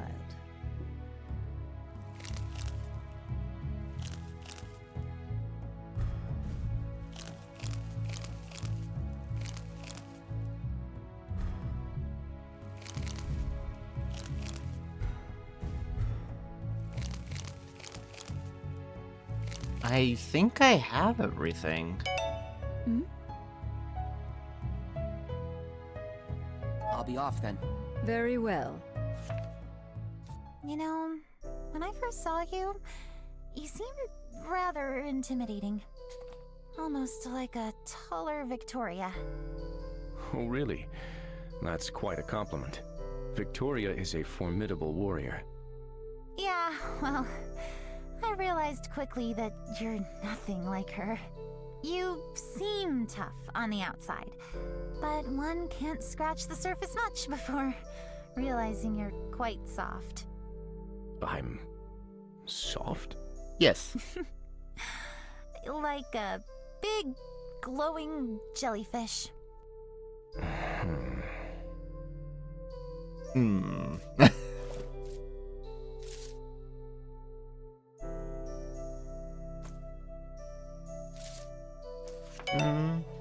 What's going on at the market? You want to talk to Caden, but you can't find him at Anne's, and he isn't at the shop either. It's getting dark, so you search the town for him. Town square is empty, so you sigh and continue on. Don't get that far before two guys walk up to you, intimidating sneers on their faces. Hey, you! Oh, if it isn't the Alchemist. You got some gall showing yourself out here after all the trouble you've caused? Breaking and entering at the boss's estate? Stealing from us workers? For that. We're not getting paid this month thanks to your little stunt. I haven't stolen anything. Give me a break. I haven't stolen anything. What are you talking about? If we'd believe that, everyone knows you and the boss had a row because he's working to put you magic folk back in your place. Seeing the workers' salary is low, even for your kind. But I think it's only fair you get to share some of our pain. Close in on you.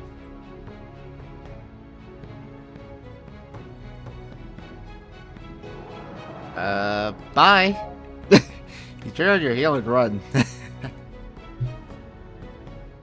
fast, much lighter than the two burly mine workers, but unlike them, you spend most of your days inside a shop, so your stamina isn't all that great.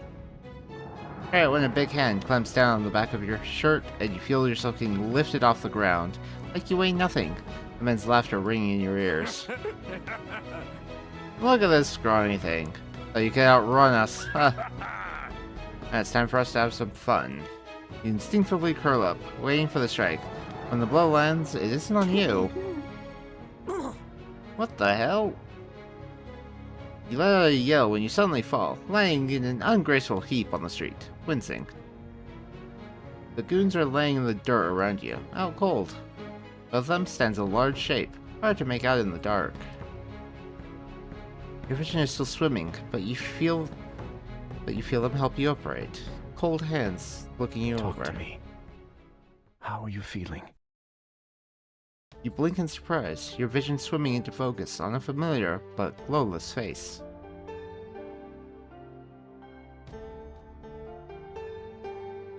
Thank you. Thank you for saving me. Thank you. You really saved me there. Kaden's face is devoid of any emotion. There's something off about him.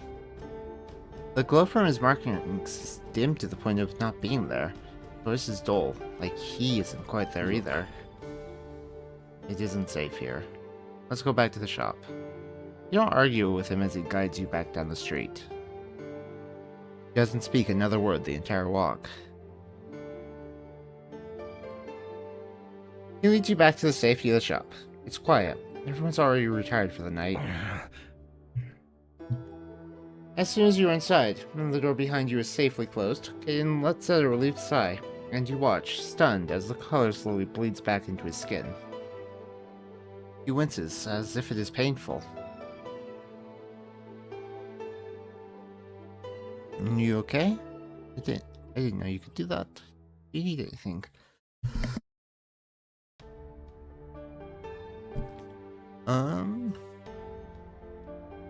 I didn't know you could do that. I wonder. Never seen you do that before. That's by design. Not keen on using it. I don't use my training as a Nightwalker often. However, you were in danger, and I wouldn't have been much help to you if they'd noticed me.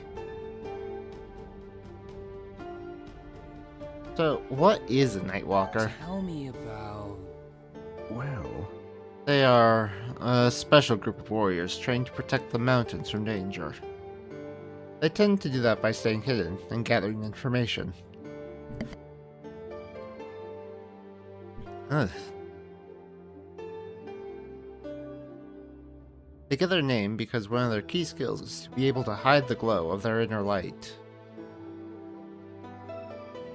For Neoma, that is a rather unsettling skill to possess. Her understanding of emotion is tied to the glow, just as much as facial expressions or tone of voice. In order to turn off the light, you need to feel nothing. That useful? That sounds frightening. That can't be... That sounds honestly terrifying. It is. Only the bravest among us who get to undergo the training. changes you. Once you are in that state, it is like a void. And in order to get your glow back, you must reconnect with your emotions. But if you spend your days in the dark for too long, one can forget the things that make you feel. It is not sadness, not anger, just an absence of emotion. And it is a very frustrating thing to not be able to remember what made you happy, what made you sad. I've been in that place. It took everything in me to return. And once I did, I quit my training. I was too frightened to go back to that place.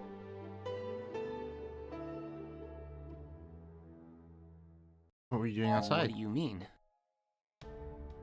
What were you doing outside? It's dangerous with Golder's men wandering about. You're one to talk. Really? I should be the one asking you that. I at least have some means to defend myself, but you... What would you even have done if I had not shown up when I did?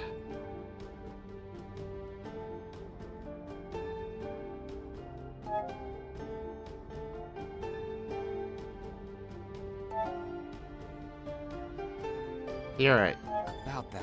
You're right, Kaden. I'm sorry. I'll be more careful in the future. I'm just grateful you didn't get hurt. Been observing the streets at night for a while now to keep track of Goldner's men. Try to find some way to be useful to our cause, now that the sword is broken together with our original plan. So far I've learned nothing useful. He remained silent and Kaden sighs, running a hand through his hair. Look. I know these nightly activities are risky. I can't just stay here and do nothing. Now that Anne has taken the sword, the only useful thing I'm capable of is scouting in the dark, but appears I can't even do that much. A true Nightwalker would have been more useful, but I am not that.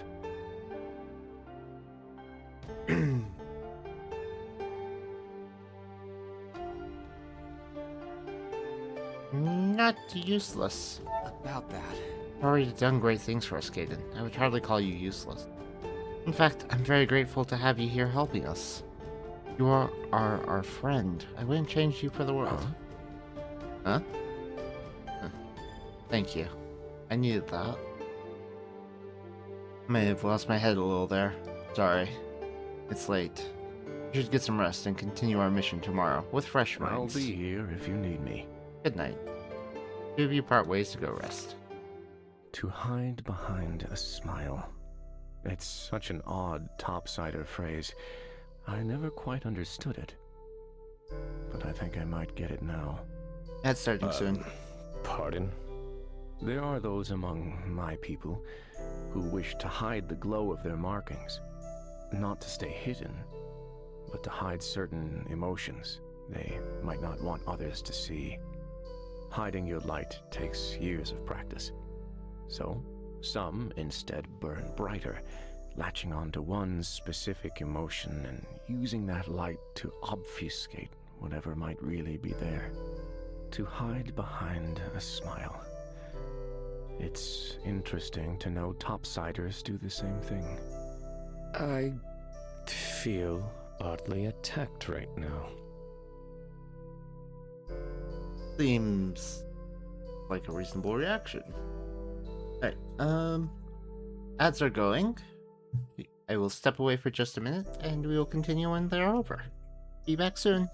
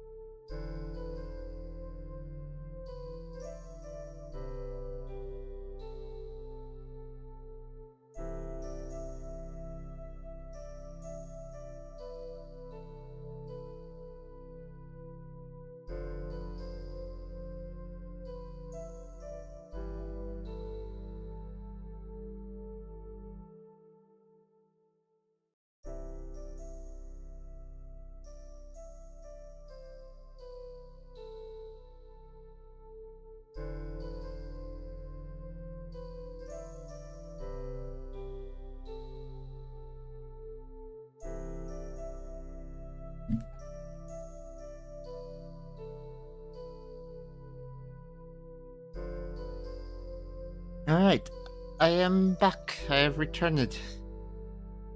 And my goodness, I see why the elf has this as a take a throat drop before stream, because my goodness, I was getting coffee. I was coughing a fair bit there. I kept muting for it, but I was coughing a fair bit. This voice strain. So I have throat drop now.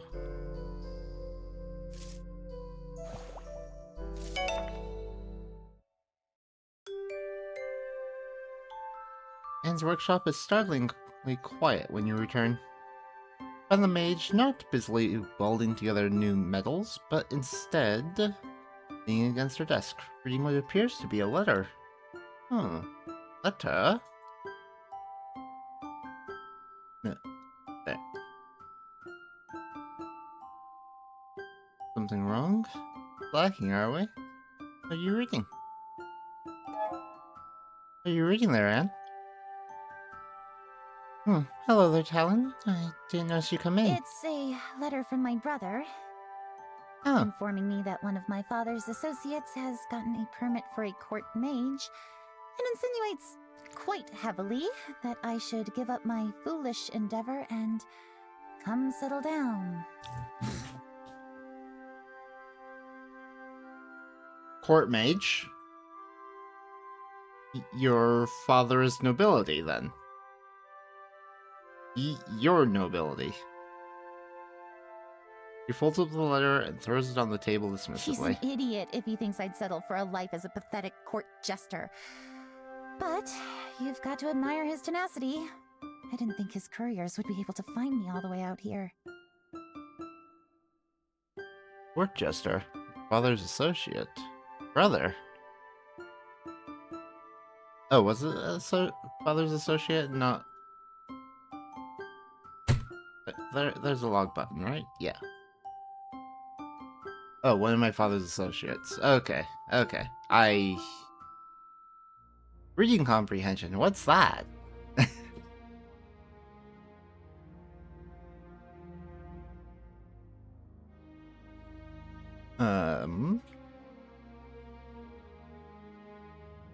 A court jester. What do you mean? What do you mean by court jester? So, You know how towns have to qualify in some way to be allowed to have a mage move in? Well, some noble families got tired of their offspring ending up all over the empire, so they rigged the rules so that big estates or courts could qualify as a town too. So mage children from noble houses go to the academy to learn pretty illusion magic, and then return home to live off of their family's wealth as entertainers. Why would I ever want that for myself? Spend the rest of my life humoring a bunch of corrupt nobles? What a joke. I agree.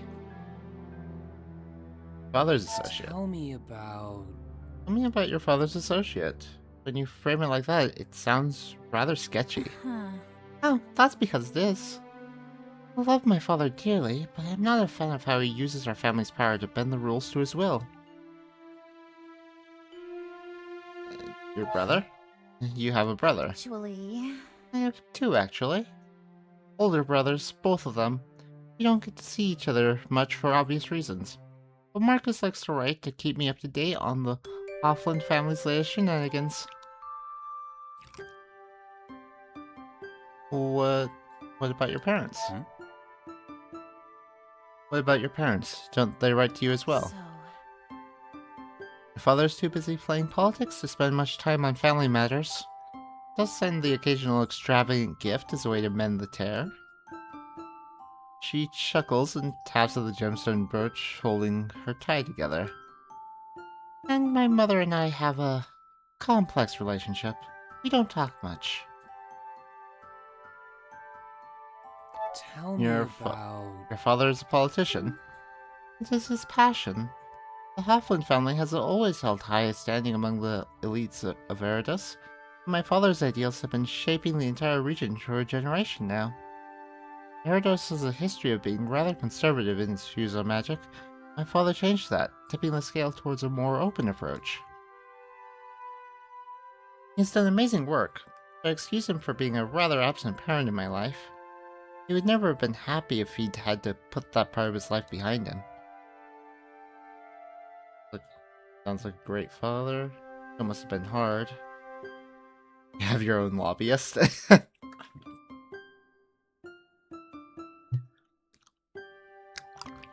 Still, it must have been hard. Still, that must have been quite hard for you, growing up without him. It was, in more ways than you know. What are your brothers like? I wonder...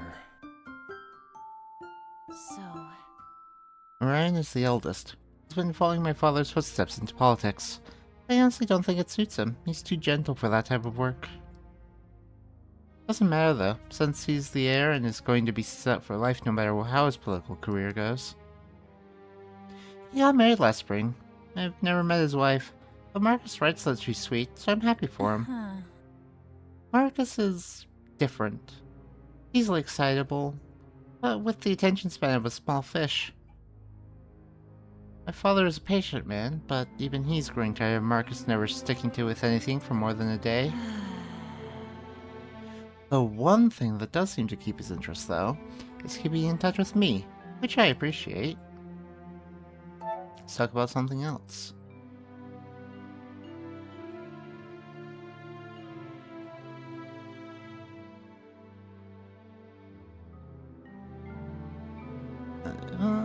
Your brother cares. That's great. Sounds to me like you have a loving family who cares about your future a lot. I know. Which is why I'm more frustrated than mad at Marcus for writing to me, really. I know he's just trying to look out for me, but he's doing it according to his ideals, not mine. Despite his efforts, that's the one thing that will always separate us. The fact that I went to the academy and have experienced life as a mage when they have not. It's just... They will never understand. I can't. In a way, I think you understand me better than they do. You might not see eye to eye on some things, but you have at least experienced the same as I have, and have chosen to support me, even if you don't agree. That means a lot to me. And smiles up at you, and something in the air is shifting. What do you feel?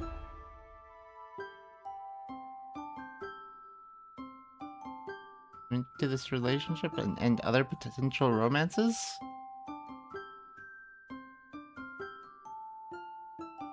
You know what? Yes. Feel a warmth spread through your chest.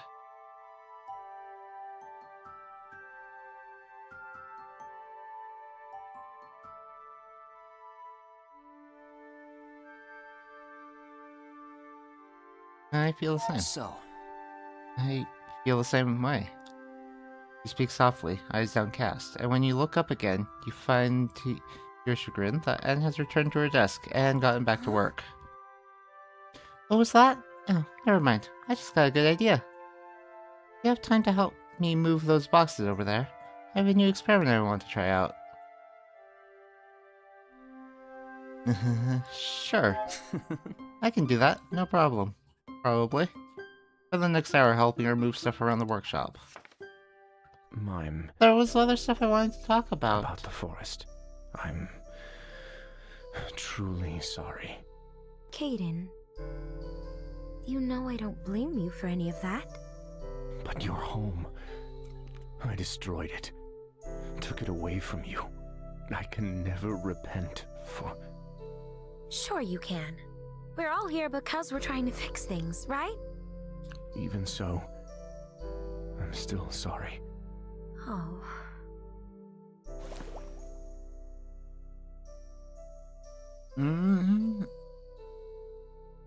Look for demons with Victoria and Michael.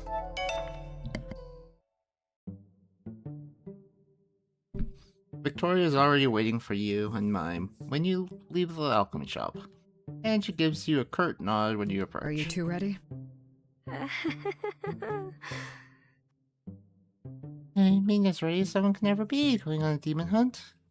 How are we going to find them? So far, we've just stumbled upon them in How town. about that?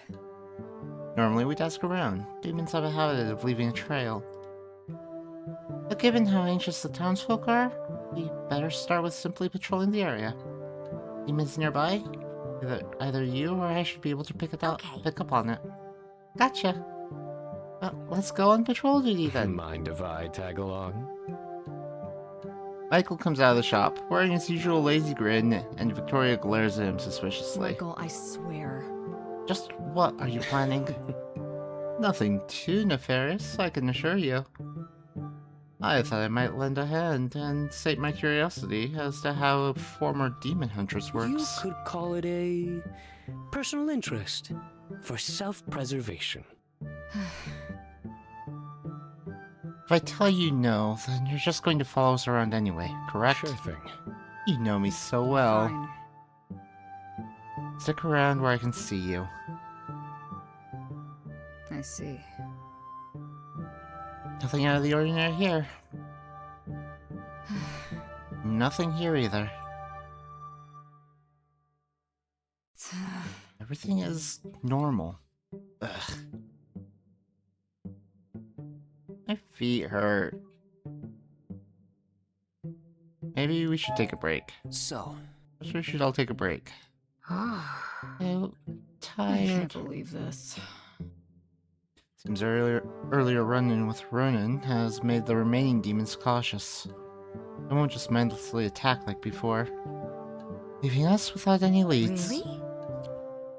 I think Ronan and the demons might be working together? You think? That sounds really dangerous.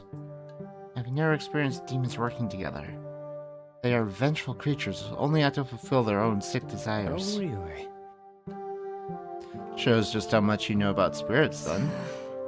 Explain yourself, mage?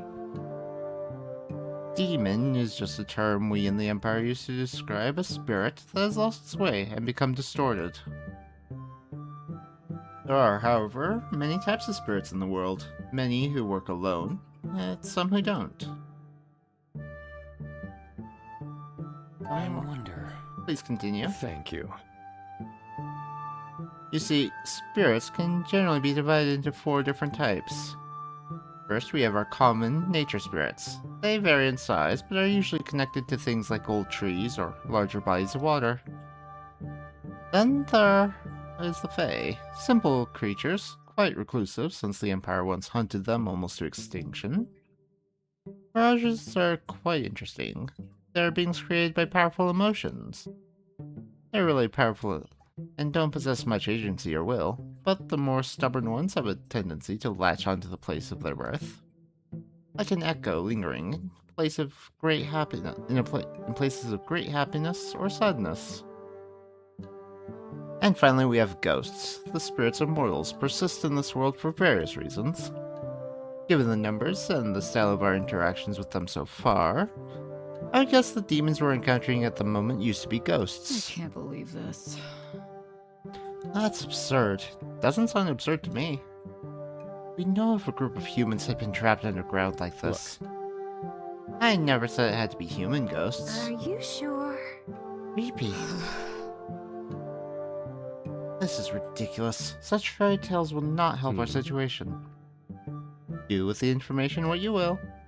My point was simply that if my theory is correct and these demon spirits are connected, if they died together, say, an army or a family, well then, there's a good reason to believe that they are working together towards a common goal. So that's how it is.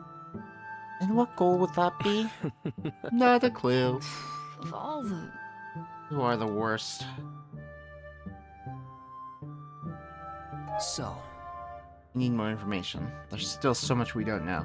We need more information. If you want information about obscure old legends and the occult, I've got just the guy in mind. Oh yeah? I find that highly suspicious. Me too. But Let's go for it. do you have much of an option?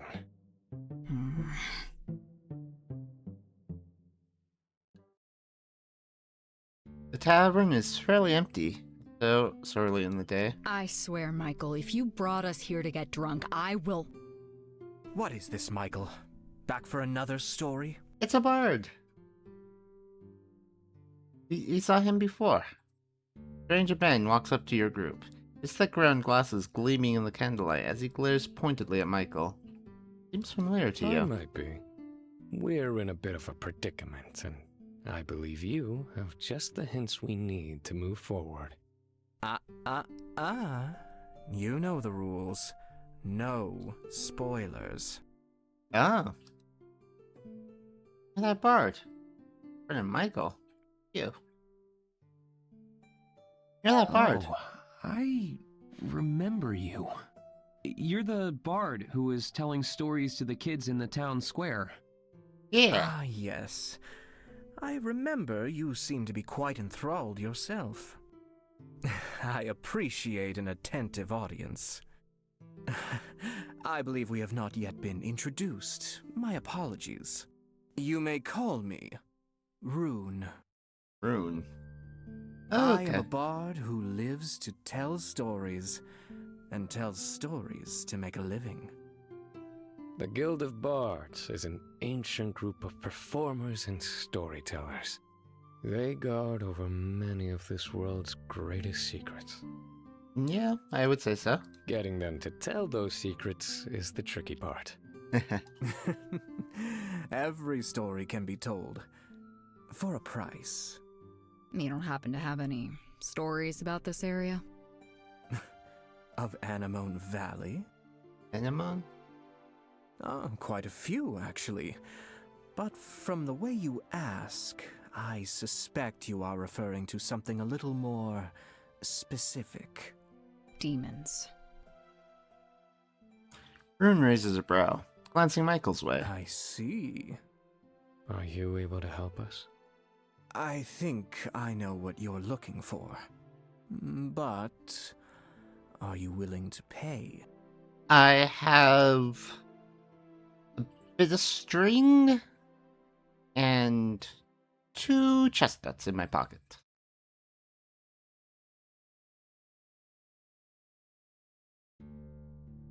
Don't have a lot of money? We'll pay you. I'm sure we can work something out. We don't have a lot of money, but I'm sure we can work something out. Spoken like a true diplomat. Yeah. You're an alchemist, right? What about a potion in return for a story? I used to know this alchemist in another city who made a glasses polishing remedy that would last all day. Ah. No smudges, just clear eyesight. I am all out and won't be going back for quite a while. Bring me something like that, and I'll share my knowledge. That sounds good to me. Fred leaves and Victoria sighs, crossing her arms over her chest. I can't believe this. Guess we'll have to drop by Elizabeth for this. How troublesome. You're complying with his request without objections. I've seen you shake down far less eccentric personalities for information. How come? About that. I'm kind of curious as well. I was sure you were going to draw your sword on I him. don't handle every interaction with violence. Just most of them. Actually, you do. Maybe not every interaction, but... but you're close to a pretty good 50-50 average, I'd say. Victoria glares at you darkly. About that. The foolishness to antagonize the Guild of I'm Bards. curious. I didn't take you for the superstitious type. So... It's nothing to do with being superstitious. It's a well-known fact. You play by the rules of those protected by the patron of the arts, or you face the consequences. That seems odd. So confused. What are you talking about? The patron of storytellers, the Nightingale, and an old god who's known to be rather mischievous towards those who wrong his charges. Once, a farmer in my home village refused to let a traveling bard seek shelter for the night in his barn. A week later, his fields flooded, the barn burned, and the road he used to reach the village mysteriously overtaken by dandelions. The accidents only stopped after he went and made the proper sacrifices, asking forgiveness for his wrongdoing. That sounds bad. Oh, no. That's really bad, yes. Let's not risk that. Indeed. Well, isn't this neat? Oh, I, for one, find it very encouraging that even a knight of the Empire respects the wrath of the old gods. Makes you seem less like a military drone and more like an actual person. Michael, I swear. Oh, sod off. Let's move on. Guess you're off to make a potion. I didn't think you'd be superstitious, Victoria. That's rather disappointing. If you're talking about the fact that I trust Rune because he's a bard, that has nothing to do with superstition. Just common sense. It's not common sense to trust the words of a complete stranger. You trusted me, didn't you? Well, that's different. You're a knight. And I trust Rune because he's a bard. It's that simple. I see.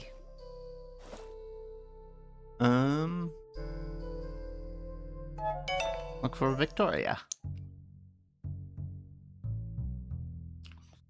Find Victoria in the alchemy shop, looking through the papers she found in Goldner's mansion. You move to approach her when a familiar sound rings out from her pocket. Victoria sighs heavily and pulls out the order of communication. In a flash of light, Alethea appears. Do you have something to report? I do. We've traced the origin of the demons to the crystal mines. What? It seems the mine, or more precisely the ore itself, is part of an ancient demon seal. The mining activity in the area damaged and freed the trapped spirits. It also appears that the owner of the mine himself knew that this was a risk, yet he continued his business undeterred. A demon seal, then. How unfortunate. You knew? I had a feeling. When our people first started reporting demon activity in the area, I knew there was a crystal mine in the vicinity. That's why I sent you to investigate, and not just some common scout. Regretfully, this isn't the first incident like this the Knights have had to deal with. If there are more cases, then we should halt all mining activity immediately. At least until we can determine if more mines hold seals like these. Reasonable. You know very well that if we did that, the entire continent would descend into chaos. I suppose. People are dependent on these crystals. That's why we need Anne's research. The few demon outbreaks we've experienced have been handled swiftly and discreetly by our agents. I expect the same from you. And what if this isn't just a few demons? We've reason to believe the prison under Anemone Valley houses an army of these powerful demons. If the seal breaks... Then you better see that it doesn't. For all of our sakes. The image disappears. Victoria lets out a frustrated sigh and slams the orb down hard on the table. Cursed politics. You okay? You're really surprised. What was that about?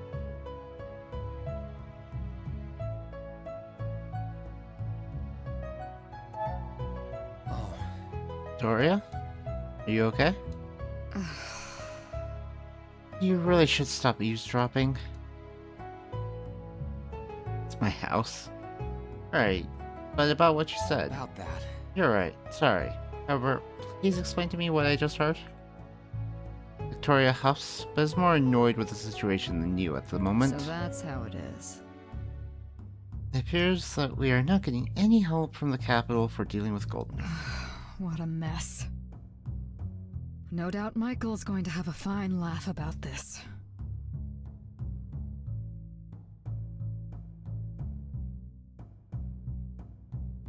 So, we're on our own.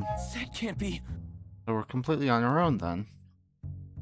Like this. This seems like something that should be handled by Knights, not just us. We will get to the bottom of this, I promise. Whatever it takes, Goldner will face justice for what he's done. This is...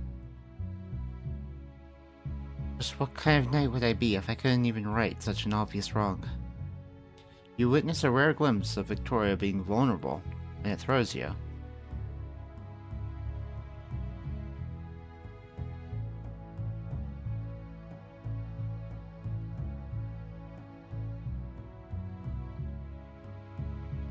About that. Even if you fail, you'd still be you. You'd still be my friend. Victoria blinks at you, startled. Your friend, huh? Even after everything, you'd still consider me... Are you crazy? Or you just have a lack of self-preservation? She laughs. But thank you, for what it's worth. It means a lot. Alethea might have decided that Goldner and the mines can't be touched. I respect her decision, but that doesn't mean we can't do a little bit of digging ourselves. He will pay for what he's done. One way or another.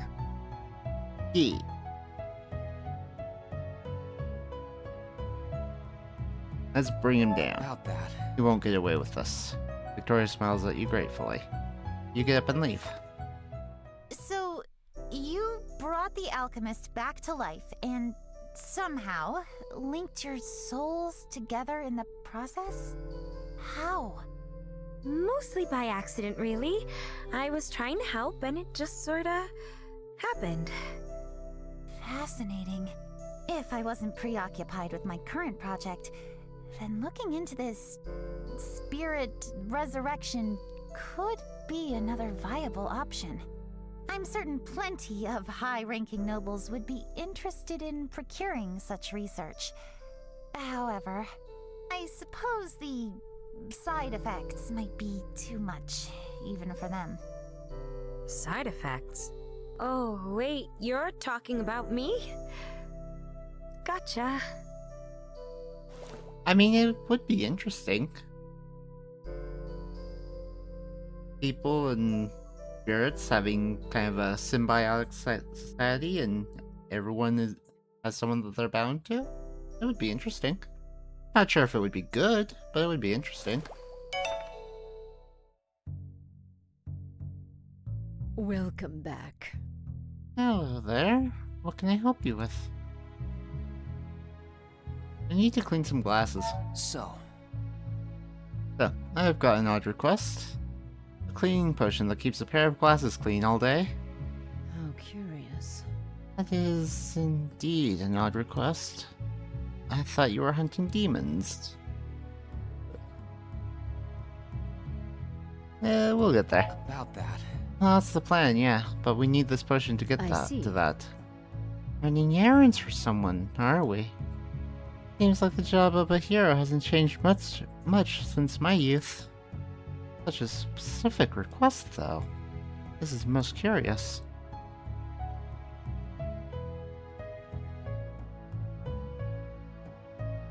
How so? Why is that curious?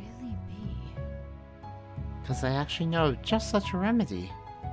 One of my friends long ago wore spectacles, and I spent weeks perfecting a potion so she could... Well, that's not important. Just strikes me as incredibly lucky that your patron asked for this one specifically. I can show you how to make it easily. However... Guess I'm off to Quinn's? Looks like I need to pay Quinn a visit. Yes. Be sure to say hi for me, dear. That's all for now. I'll be off then. Very well. I'm jealous of your tenacity, you know. I stopped believing the Empire could change a long time ago. Yet here you are, fighting the corruption from behind the lines. You are stupid if you think your actions will ever change anything. But perhaps, if we had more stupid people in the world, things would be different. Or maybe, if people like you took a break from spreading chaos in the world, I'd have enough time to deal with more important problems. But where would the fun be in that? Be honest. You'd be dead bored if you didn't have people like me to chase around. You are impossible. Quinn. What can I do for you today?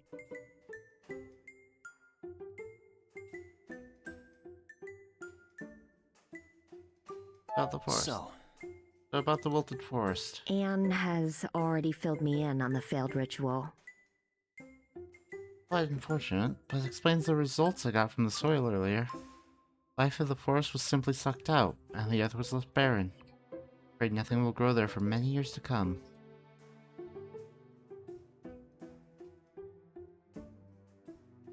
I can't believe this. Can't possibly be the end of it. There must be some way to fix it. Actually, it might be possible to use nature magic to return life to the soil. I've never actually tackled such a large-scale project before. It's quite a bit out of my jurisdiction, so to say.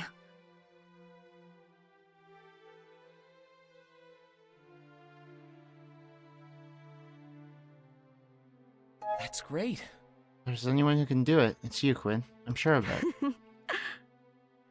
I appreciate your confidence in me. Alright, I'll give it a go. What's the harm in trying? Yeah. Could use your help, though.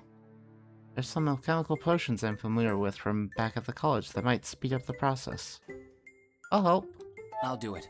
I can help. What do you need? Thank you. Okay, so what do we need? Suppose for the base of the spell, I could really use a strong fertilizer. You think you could brew me some?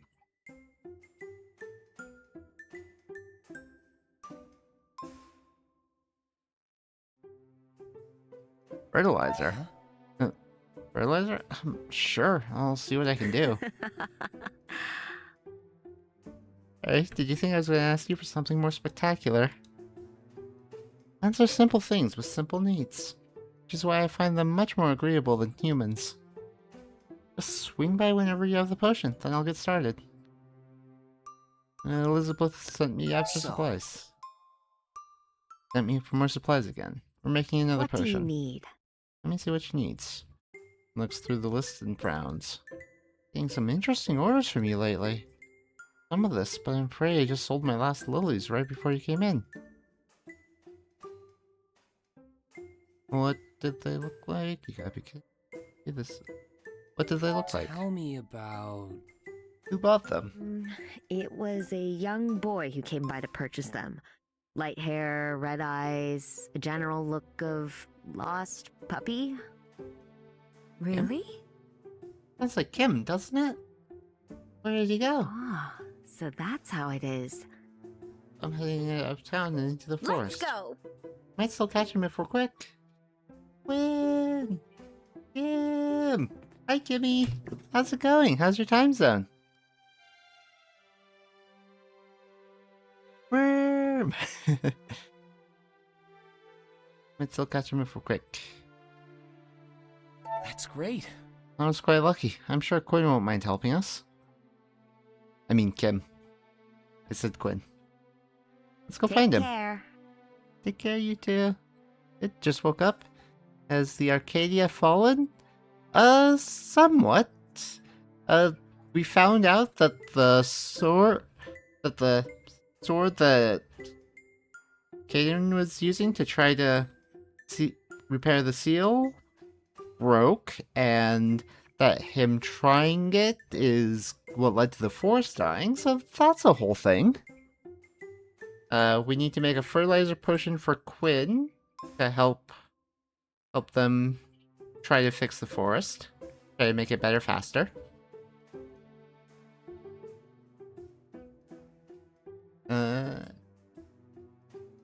We did decide to romance Anne. So that's the direction we're going here. Talked a little bit about her family.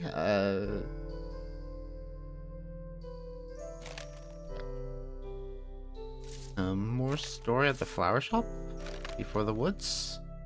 Anne. Ivy Woods. Let's go get those lilies. You and Mime head out into the woods to search for the lilies Quinn sold. You search for a while before stumbling upon a small clearing with a couple of modest graves at its center. I think he's around here somewhere. I have a bad feeling about this. Alchemist, what are you doing out here?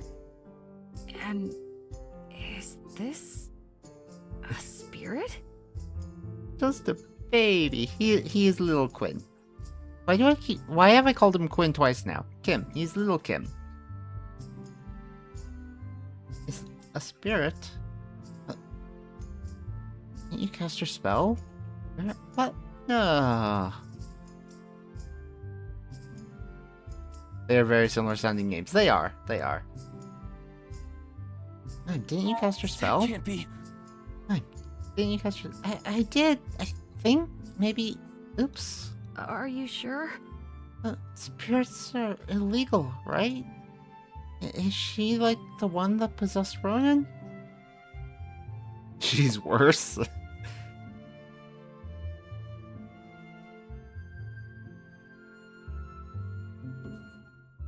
No. Nothing like that. I'm just the kindest spirit I've ever met.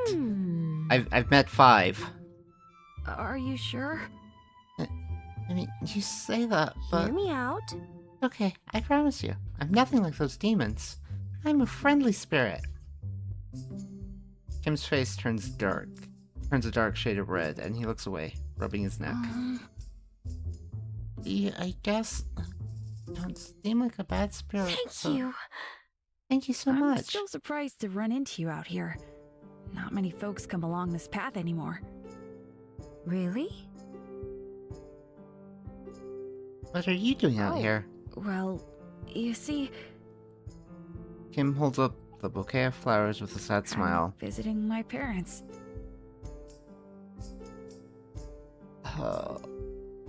Motions to the graves in the clearing, and Mime deflates. Oh, I'm sorry. Don't be. They died when I was very young, so I don't really remember them much. You are still very young, Kim. For all my life, it's been Ronan who's taken care of me. He doesn't like coming here, though. He says it's a waste to cling to the past like that, but I don't know. I heard that putting lilies on a grave allows you to connect to the dead buried there. I was gonna ask them if they could help me bring Ronan back.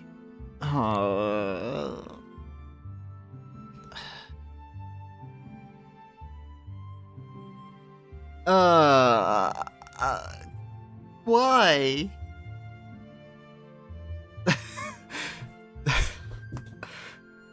Dilemma, yes. Why do I keep getting these? Why me?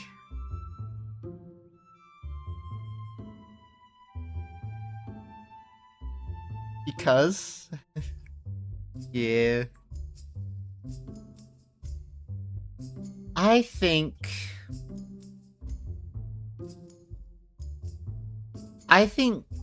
Kim would like to help us restore the forest. I think if we explain, he will be okay with it. Need those flowers. So, about Ronan. We came out here because I heard from Quinn that you bought these flowers. I'm very sorry, but I really need them for a potion. Would it be possible for me to have them? But Then I won't have anything to put on my parents' graves. Will this potion really be helping my brother?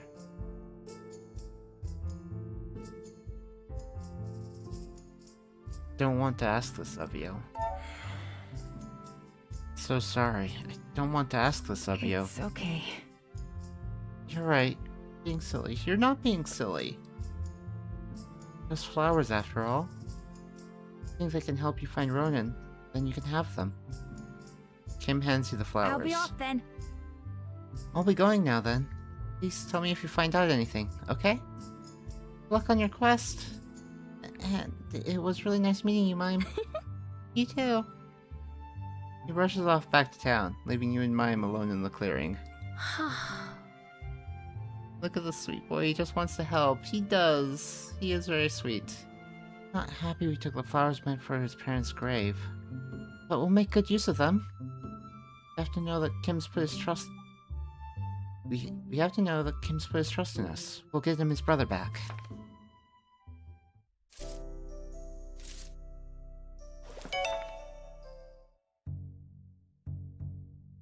Welcome back. What can I help you with? Quinn needs fertilizer. So, Quinn has requested some fertilizer. Any idea how to brew it? I see. It should be possible. Use the ingredients we already have. Though you may have to resort to trial and error to get the right mixture. Next time you come to me to practice your alchemy, try out some different combinations and see if you can discover it. so. Like to practice my see. alchemy. Oh, and that lock on the safe was a real brain scratcher. That was tough.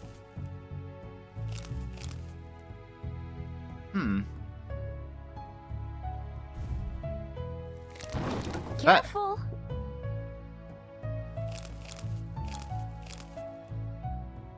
Booms. Yeah, I tend to cause explosions.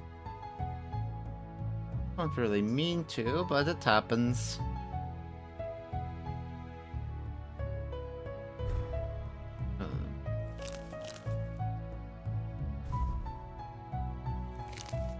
These booms were the things that broke my brain during these puzzles. Yeah. Yeah. Okay, so...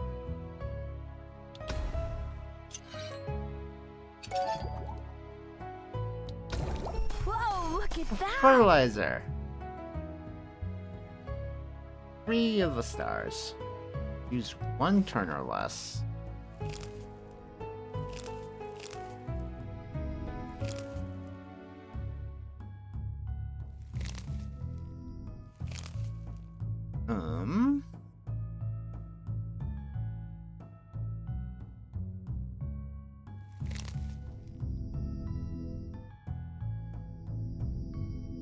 I think that hum means it's going to explode if I place it. No, it does not mean that. Okay. Okay, so... trying to figure out how to do it in 1 turn. Or less.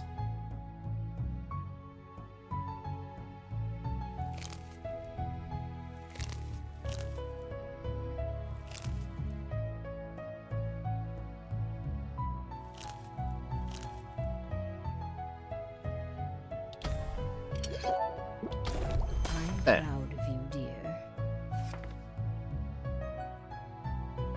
Nice.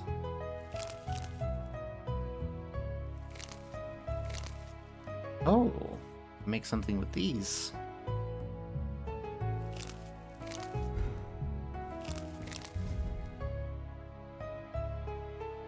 Okay, so...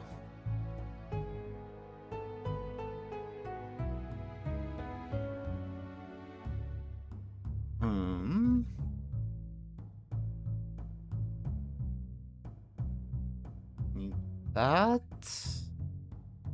Recipe was such a lifesaver, discovering all the makeable things. Yeah, that's really helpful. I like it.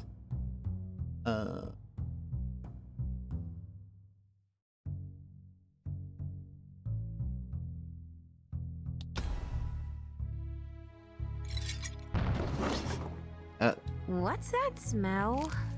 Don't worry about it. Actually, I think I'll put it this... Why did that explode?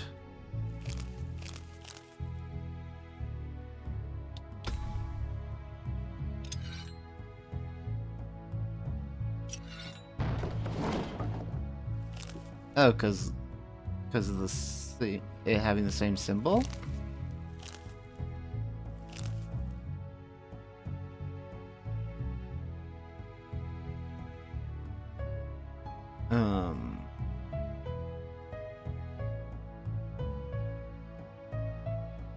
Okay, so we need that symbol.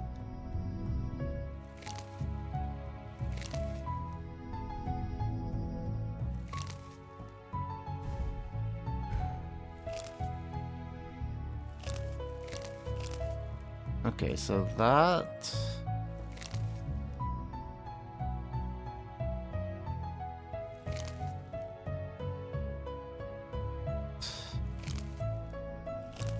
This...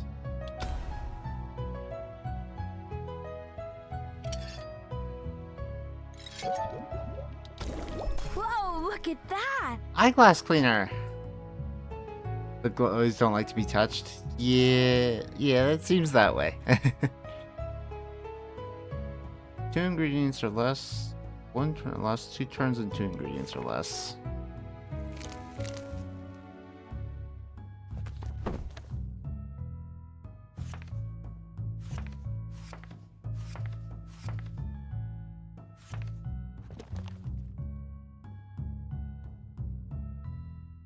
Okay, so 2 ingredients or less would be these 2. What's that smell? Oi.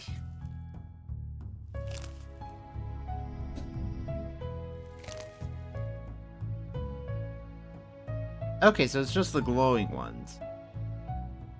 It's just that symbol on these 2. So these can touch.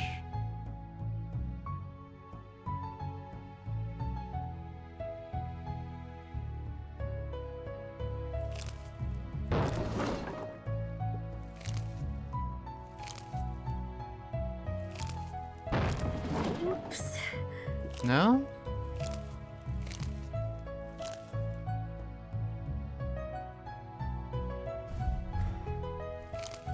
I am confuzzled.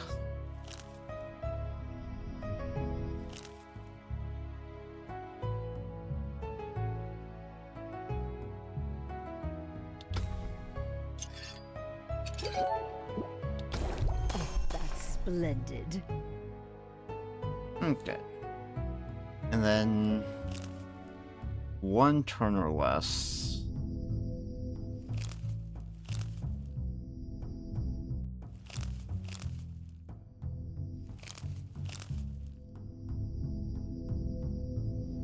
That's going to explode, though.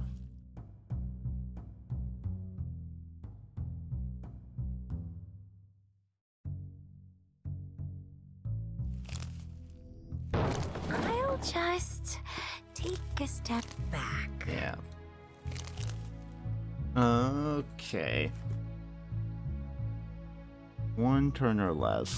So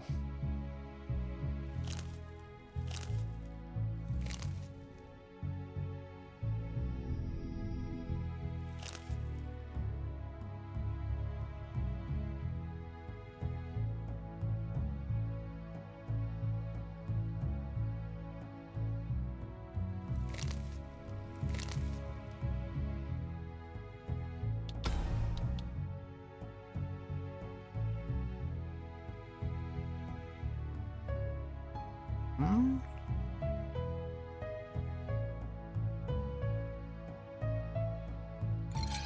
Ah.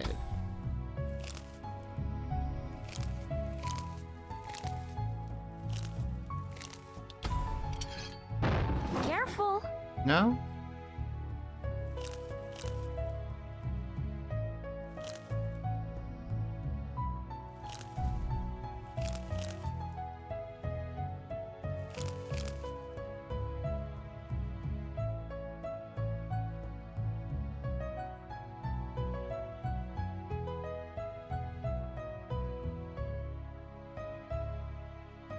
Okay, so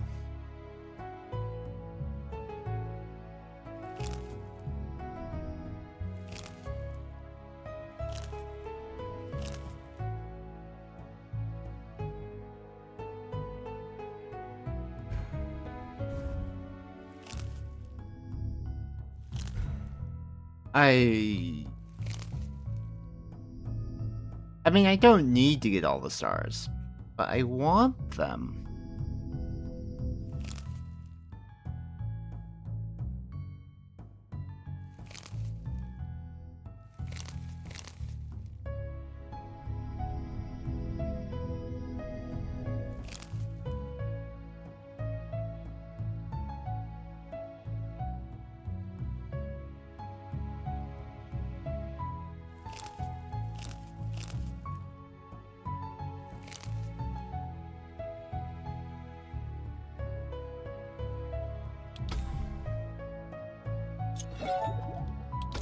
Well done.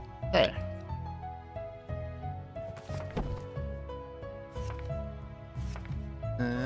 Anything blank in here?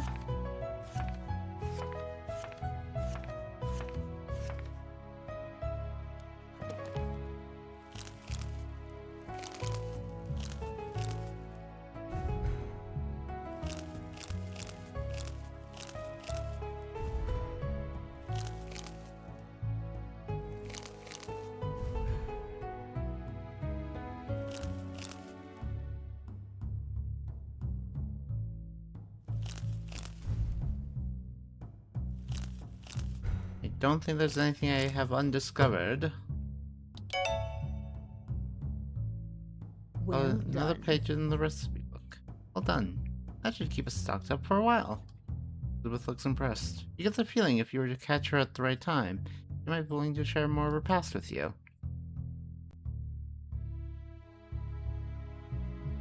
That's all I'll for be now. off then. All for now. Very I'll see you well. later. Here, dear.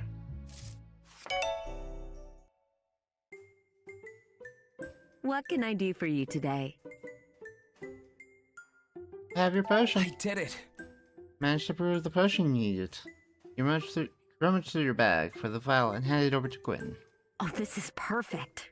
Shouldn't have expected anything less from Elizabeth's star pupil. I'm Elizabeth's only pupil. Guess I've got no excuse now. I'll get to work on the spell at once. Time for me to leave. I've got to go. See you, Quinn. Take care.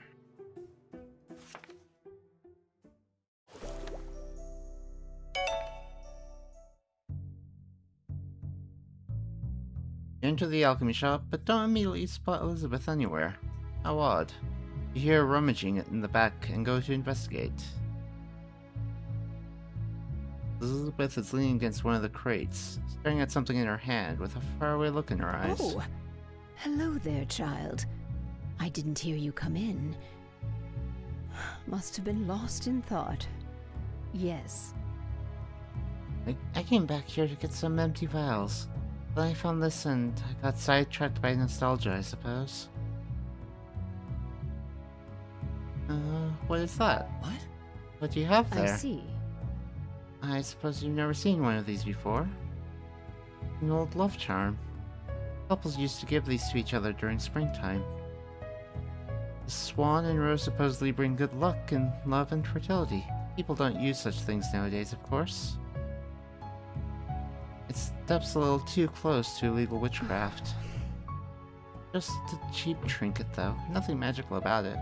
Not for the memories.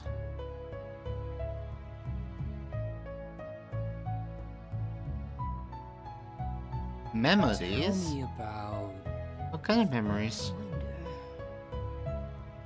It was springtime and the valley was in full bloom. There were 5 of us attending the flower festival together. Not friends, but companions, much like you and your new acquaintances. Different people brought together by fate or chance to solve other people's problems. In that moment, we had peace. Who gave it to you? I wonder... Who gave this to you? Elizabeth pauses for a moment, letting her fingers run over the carvings on the charm before she smiles. Alethea. Really? That's so sweet, isn't it? Remember how her hand was shaking when she gave it to me? Nervous, silly youth and love. Things have changed. What happened between you two? It's not that simple. Sometimes love isn't enough. Our words, our worlds, our morals are simply too different. I don't regret that it ended, but I do regret whatever hurt I might have caused her along the way.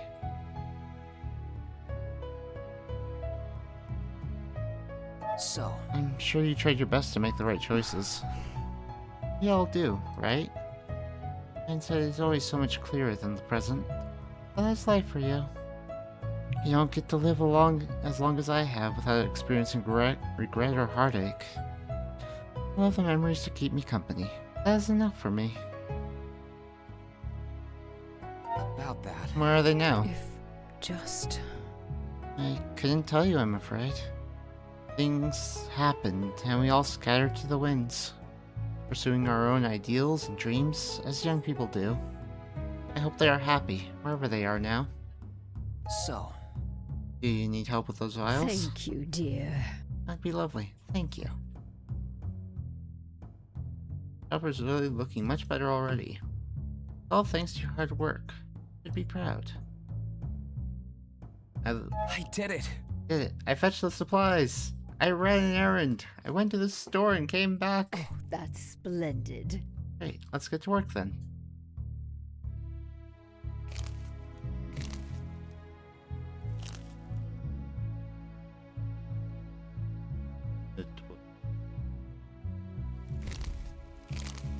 Up there.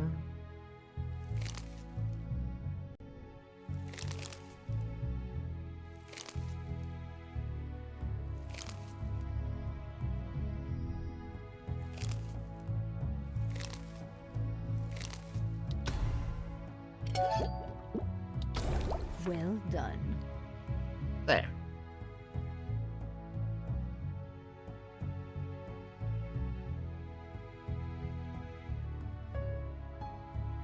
Alright, ads are starting soon. Well done. There you go. Potion that keeps glasses clean. Hope your friend will be happy with this result. Very well, he better be. As long as he coughs up the deets. No. I'm sure he will. I'm sure he'll appreciate it. Alright. We will wait for the ads, and then we will go to the tavern after.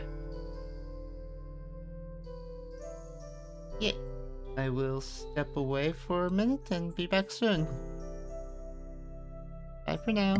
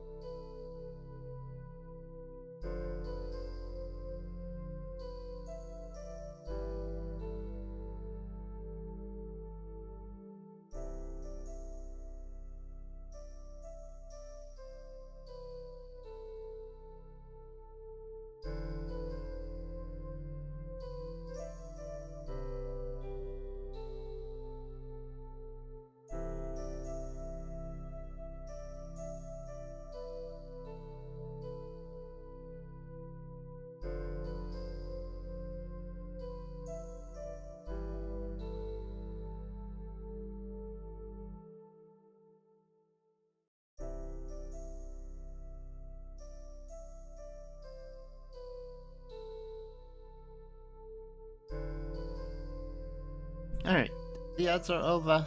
We're back. Why is my hotkey not working? There. Okay.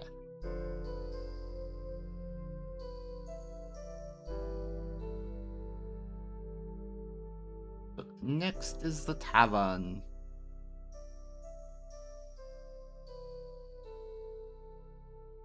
Just a moment.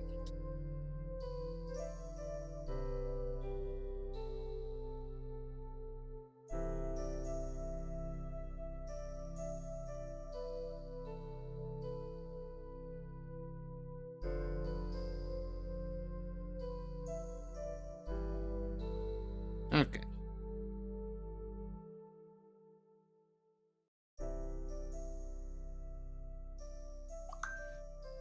Right, to the tavern. Ah, so you have returned. Yes, I have, Rune. Did you succeed in your little quest?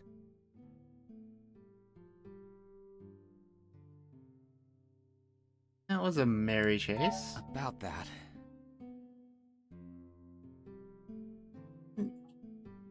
No. That's not what I wanted to say.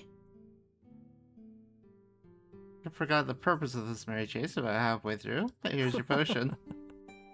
Oh well, he laughed. I have a certain fondness for long, intricate quests that culminate in tough moral choices. How interesting. It was quite fascinating seeing which path he took, and the ending. Just captivating. Got played. Knew this was gonna happen. Followed us? What? You followed us just to see what we would do? God, it's snow. I detest running around. The sparrows told me what you were up to. Quite the little adventure you went on. Uprune? I can see why. What kind of hero did you turn out to be? Let's see. One who finds allies in the oddest of places. And who uses those allies to gain what is needed, even if it is uncomfortable. Honesty? It will get you far, but also tear you down. We'll see if you can keep it up. A deal is a deal. One story for another. Well then, let me tell you the legend of the Forgotten Library. Anemone Valley has always had a myriad of legends connected to it. The crystal ore underground has given life to many a tale of spirits and wisps, and so it was no wonder when a group of mage archivists settled down in the valley to study it.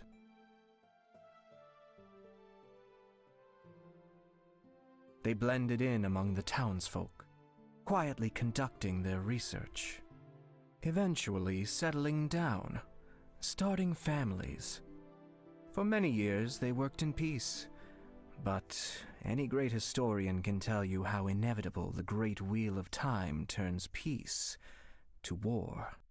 The Empire had wasted years engaged in a foolish conflict in the north, and their failures had been chronicled diligently by archivists stationed at the border. Eventually, someone realized that rewriting history was easier than winning the war. But that's a hard thing to do when a bunch of dusty academics enjoys writing books.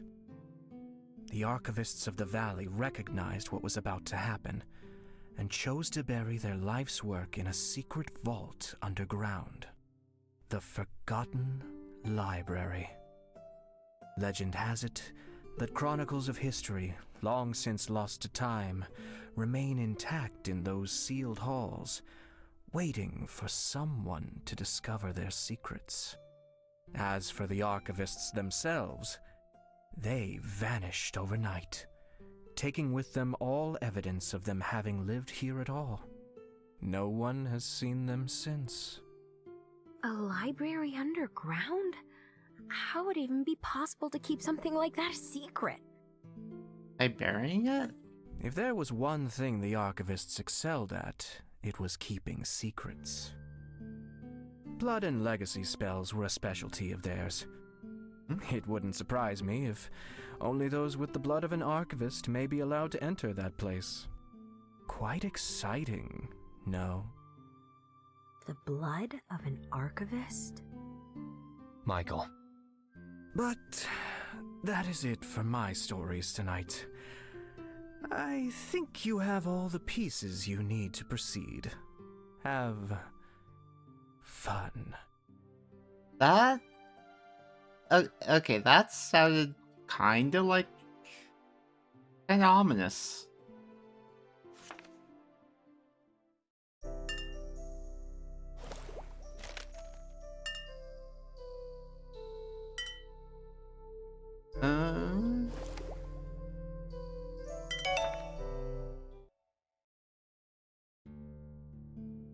You enter the tavern to find Michael sitting in his usual seat. On the other side, smiling pleasantly. And then, the merchant ran through the town without his trousers, yelling about demonically possessed ducks. It was a blast. Michael, are you causing problems? You do know, Michael, as much as I love these stories of yours, they are not going to pay off your debt. Even with the rate of chaos you enact, you would have to live 10 lives to make it up. You say that to discourage me, but I am only hearing a challenge. Your hero's tale will end in tragedy.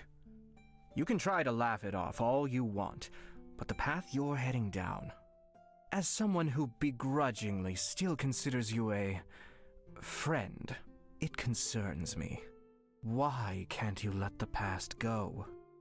You should know better than anyone that the past holds the key to the future.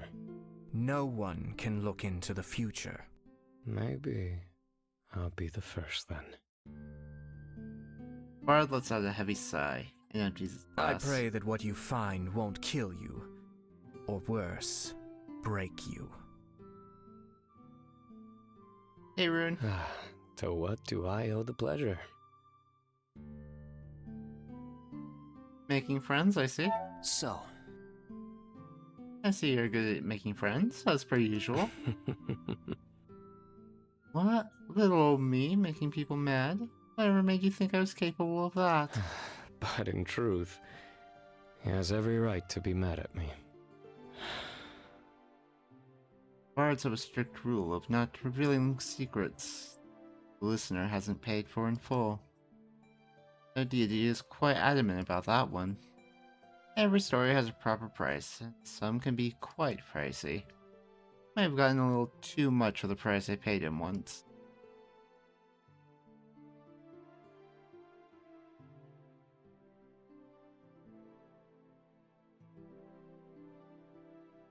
What kind of secrets are we talking about here?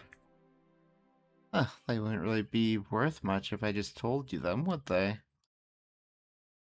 Just trust me when I say I could be at his beck and call for the rest of my life, and I would never be able to repay him. Michael's expression suddenly turned somber. He looks away from you, deep in thought. That's just how it is. I made my peace long ago with the type of man I've become. Does it repulse you? You know, a person like me. There's a genuine curiosity to his question. Search your heart, trying to figure out what you think about the wild mage. You have your reasons, you trust me, you are my friend, and I care about you. You have your reasons. well, I'm sure you have your reasons for choosing the path you have. I still respect you for what you have done for us. Can't say I expected that answer, but maybe I should have. You're quite the curious little hero, after all.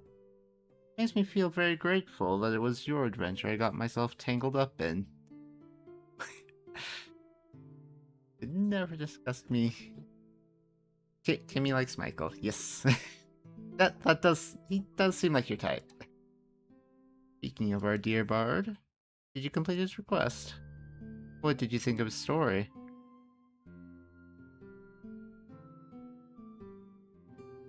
Michael, are you an archivist? about that. Mentioned something that made me worry. Michael, are you possibly an archivist? I see. They gave that away, did he? I shouldn't be surprised. He's always been good at getting what he wants while staying within the limits of the rules. I suppose I owe an explanation. Okay. In fact, you actually romanced Caden more than Michael? Fair enough. Fair enough. Look. Being an archivist, much like any other school of magic, is not an exact science. Any mage can become an archivist with the right training, but since most of their spells involved retracing history using blood, being blood of the family gives certain perks. I never knew my parents. Was too young to register what happened during the cleansing, but I carry their blood. That makes me an archivist as well, even if I never trained as one.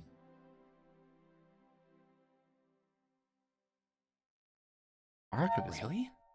What's archivist magic? How's it different from what Quinn and Anne can do? Here.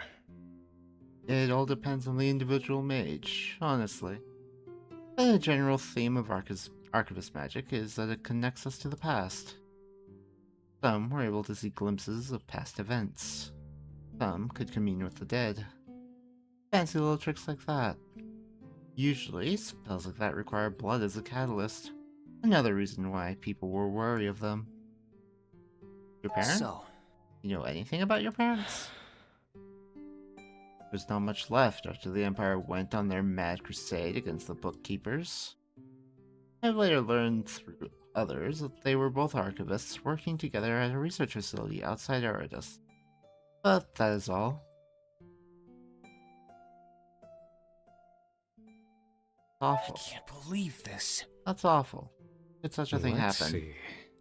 When you vilify a group of people long enough until their humanity is erased, you'd be surprised by what humans are capable of doing to their fellow man. He sighs and looks off to the side. They didn't deserve to be treated like that. They were doing work for the Empire, and then, from one day to the next, they were hunted like beasts. All those people. What do you mean? You mentioned some kind of research facility? Let's see. Right. Archivists were a bit different from other Academy mages. While tinkerers and herbalists would set up individual shops, archivists were assigned to libraries where they would work together to collect and document. Sometimes these libraries would become all-out research facilities, where mysteries would be uncovered through years of hard work. And to ensure the safety of such valuable research, the Coven of Mages often guarded jealously behind legacy spells and enchantments. I wonder. The bard told me about a hidden library underneath the town. Library only an archivist can enter. Sound familiar? Did not expect that. So it is true then. Really is here. Of all places.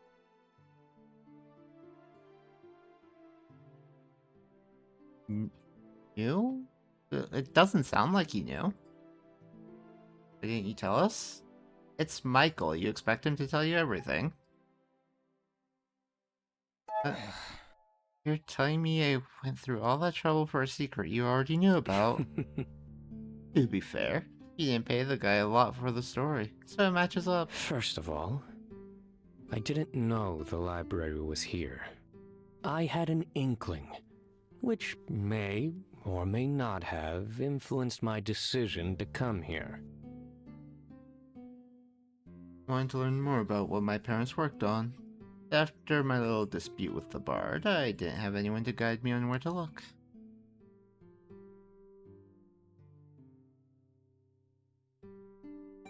Could have just asked. About that. Could have just asked you now. Really? Well, yes, now I could have, but back when we first met, I distinctly remember a sword being at my throat. So excuse me for being a bit hesitant to share this. The library will surely hold the information we need about this town's underground, possibly even the tools to fix it. So if I get something out of it as well, it's a win-win deal, no?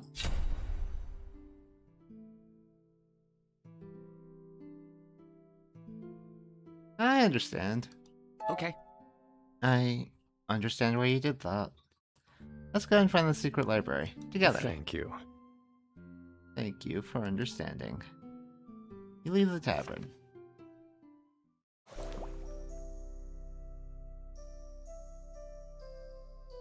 Talk with mine.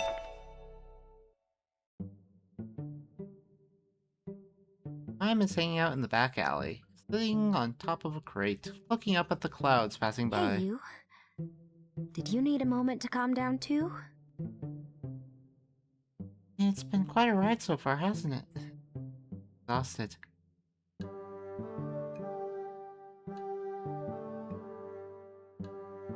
I feel like I'm just asking everyone if they're okay. I'm a one-trick pony. Okay? How are you holding up, Mime? Look rather shaken. No, you know, just coming to terms with the fact that we just did a heist on a mansion. It's a lot. Still can't wrap my head around what happened to the forest. The old ritual just sucked all the life out of it? And magic is hiding beneath us. I also can't help but wonder why I was spared.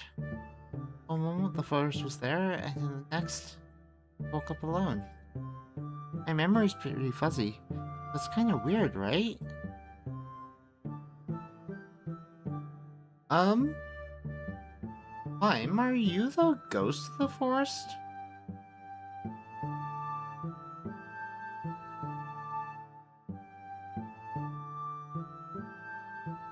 Odd, yeah. I agree. That is odd. About that. Just have this feeling, you know? That all of us is connected somehow, and it's just so frustrating not to know. Mime jumps down from her crate and starts pacing back and forth in front of you. It's just... I feel like my head's about to explode. Demon prisons, possessions, and secret libraries? I learned so much. I'm only more confused. I haven't gotten any closer to finding a way to get you and me separated.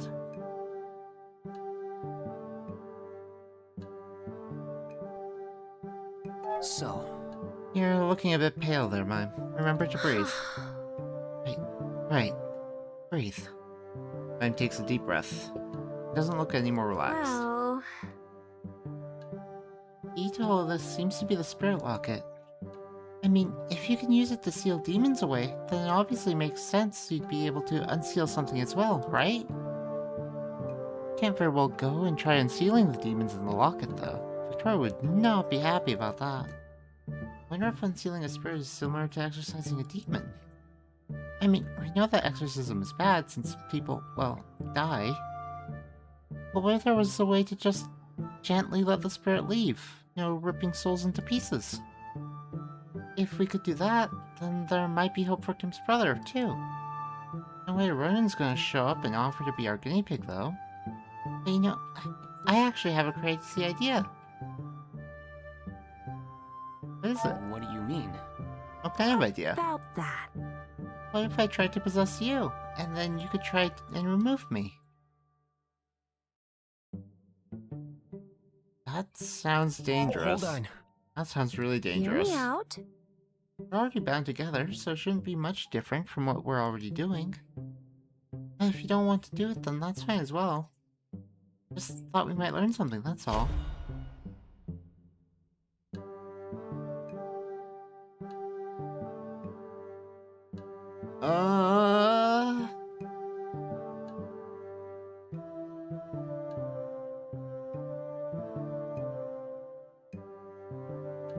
Science! I'll do it. Okay, Mime. Go ahead and do it. I trust you. Thank you. Okay, let's try it. Mime closes her eyes and furrows her brow in thought for a moment. Then you feel a tug on your soul, much like when you use the spirit locket, but opposite. You let the feeling in, and in a flash, Mime is gone.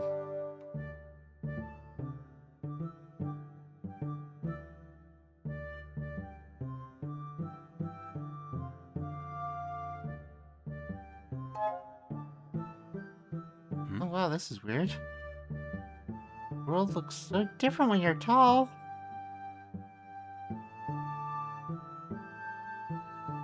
Mime? Mime is the greatest spirit ever. Sorry, that's enough fooling around for me. Seems I'm in control at the moment. This must be how the demon controls Ronan too. Question now is, can you force me out somehow? You shove with all your might and you feel the connection flip. Whoa! Appears again, stumbling and a bit disoriented. You did it! You managed to push me out. That was an experience? Did we get unbound? That was awful. Alright, let's never do that again. Oh, I agree. That was weird. Didn't even work either. Well... And still feel the bond between us. In the end, we were just fighting over who had control. I'll have to try something else to sever the link. Sorry. With a shot. That would be too easy. Try scissors. It was worth a shot. About that. Don't be down, Mime. It was worth looking into. Thank you. I mean, it wasn't like we didn't learn anything. I wonder... You were able to resist me and push me out. There's a chance Kim's brother might still be somewhere inside him. Might be able to save him.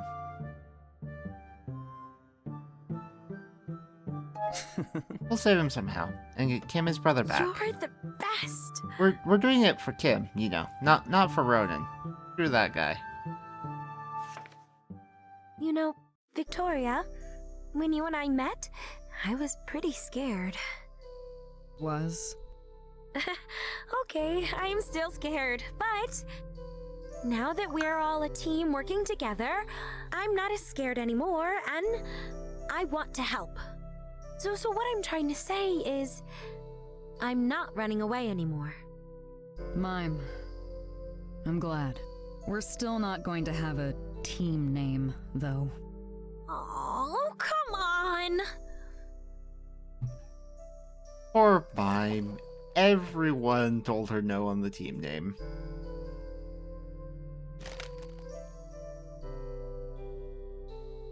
I don't think I have anything more to do with Elizabeth. Welcome back. So, I see. Yeah, I don't have any new potions I can brew as far as I'm aware. Pretty sure everything has full stars.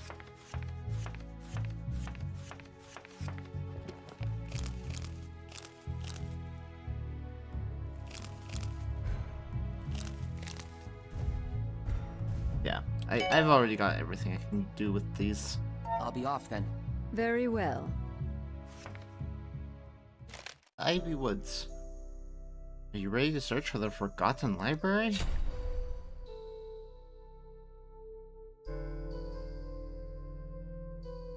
Chatted with everyone I wanted, and I'm ready to proceed.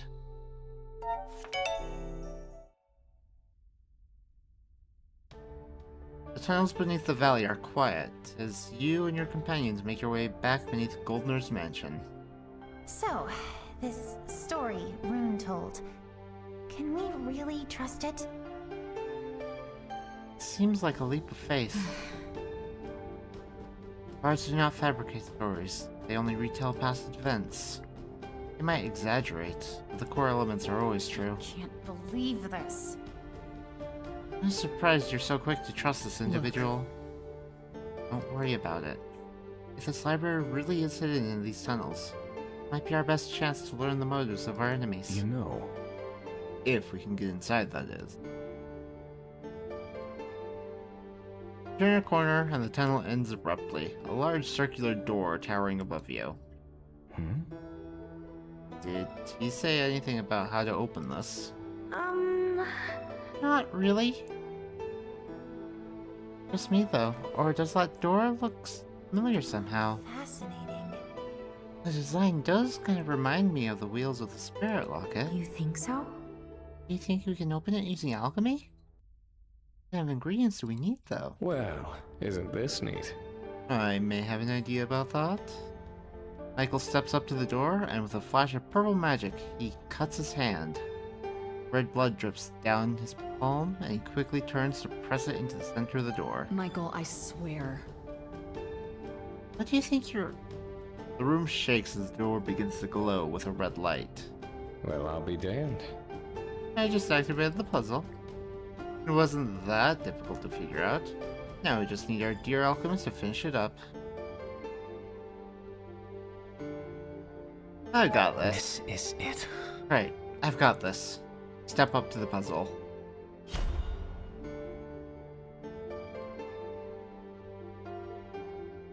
Sort the runes until they all glow to unlock the door.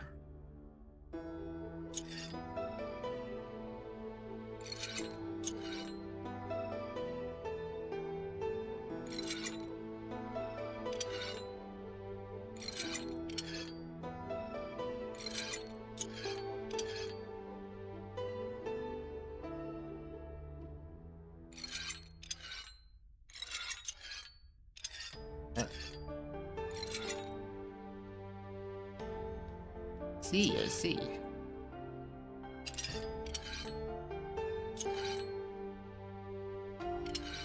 Okay, so...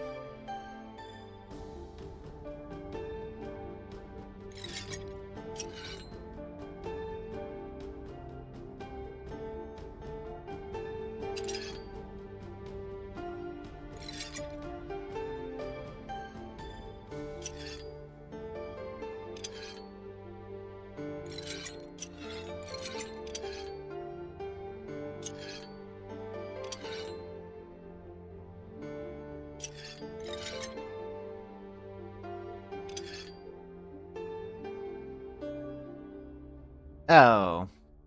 But I got these two in the wrong circles.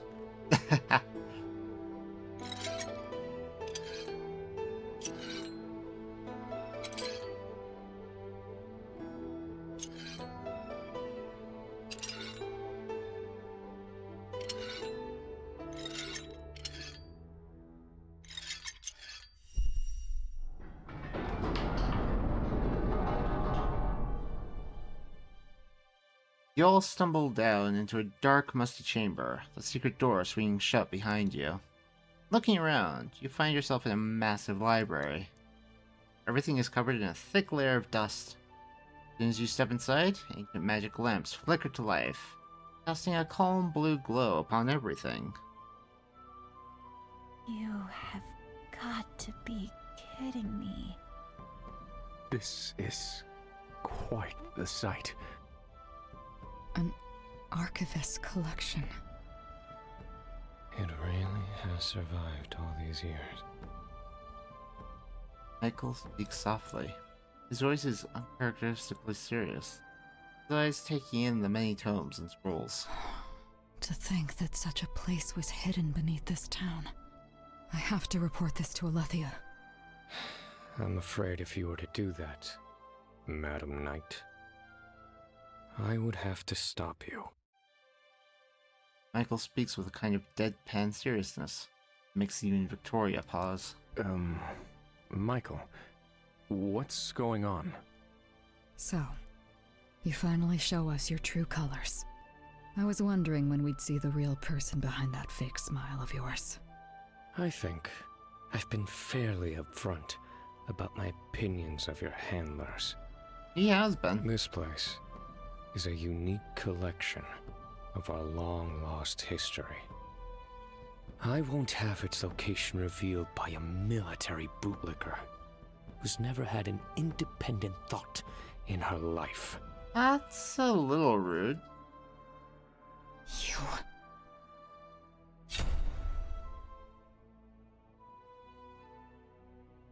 Choice will influence your personality going forward. Everyone, please. Let's all calm down. Calm down. I'm sure both of you can see that we have more important things to settle right now. Why do you have to come here and make sense? That's just what I do. Fine. I'll yield for now. But I am keeping an eye on our dear knight for the time being. We'll be watching each other then. If you're all quite done fighting over there, I think I've found something you'd like to see. Oh. Look around and spot Anne much further into the library, holding up a small silver disc that looks awfully familiar. Is that a spirit locket? But what is it doing here? From the look of things, I'd say they were building them here. Oh? Wait. Build? Someone built these things? Well, obviously. Magical artifacts like these don't just materialize out of thin air.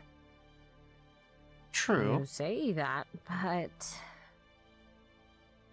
Oh, this is fascinating. It's clearly similar to the locket we've been using, but more refined somehow. Perhaps this is a later model? This might just be what we need. I'll be taking that. Thank you. Why are you here? Yeah, we opened the door, but it closed behind us.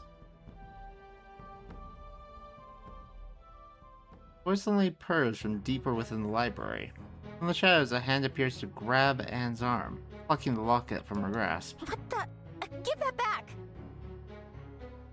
Anne struggles against him, but the demon barely acknowledges her. Instead, he stares at the locket, transfixed. How strange to finally be the one holding this cursed thing. Thank you for finding this for me. Your help is most appreciated. How did you get in here? I mean, that is what I said.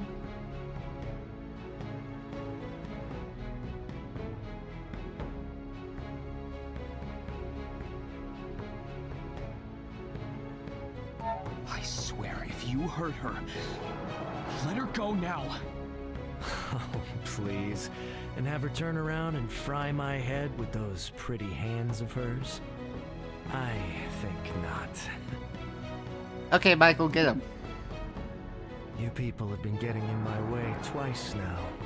So excuse me if my patience is worn a bit thin.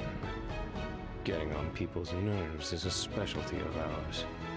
Not about to argue with that. But that won't matter now. Because I finally got what I need.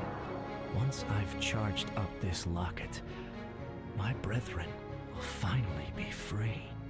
You do realize you need demon spirits to power that locket.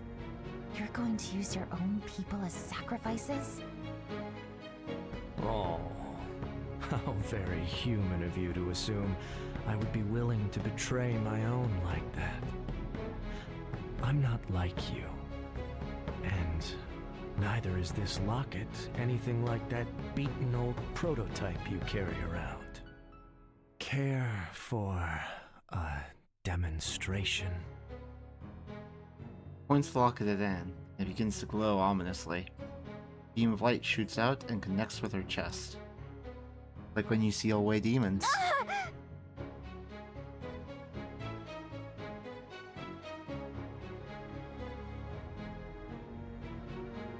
No! You are going down, Ronin! Let's go!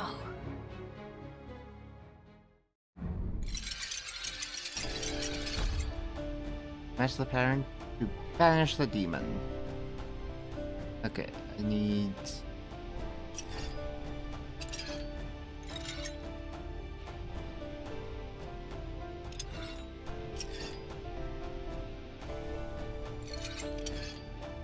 These are the opposite order of what they need to be.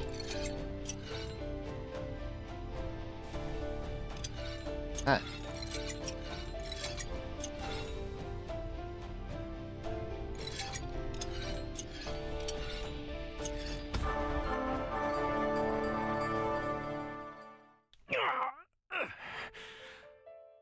Ronan flinches away as the light from your lockets meet and uses the moment to break free from his grip and escape.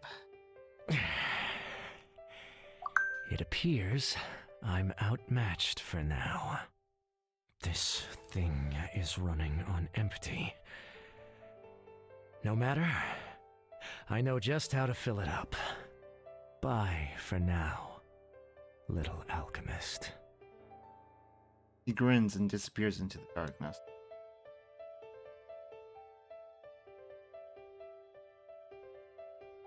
Can't let him escape. We've got to go. Can't let them escape like this. You move to rush forward, but a hand on your shoulder holds you back. No, wait! Don't go alone. You'll just get yourself hurt. He was obviously just toying with us, or he'd have sent more of his goons to attack. We can't defeat him. Not yet, anyway. I wonder...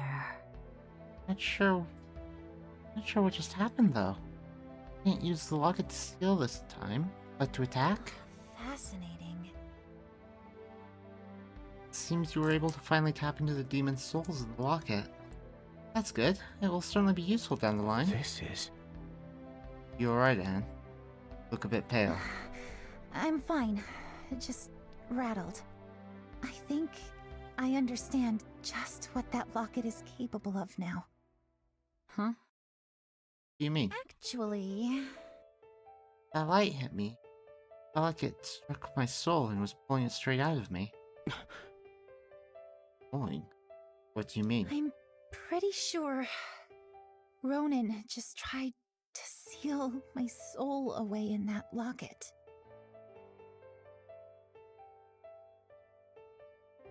Are you okay? You okay, Anne? You're not hurt?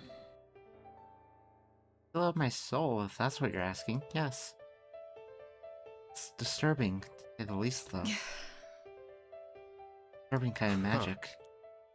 I know this must be hard for you, but let's try not to judge before we have their side of the story. About that. It's going to be difficult, though, isn't it? No one's here for us to ask. I'd say the Library of the Life Mind is as good a place to start as any. You should look around. Wise words, my friend. There must be something here that can give us a clue as to what happened.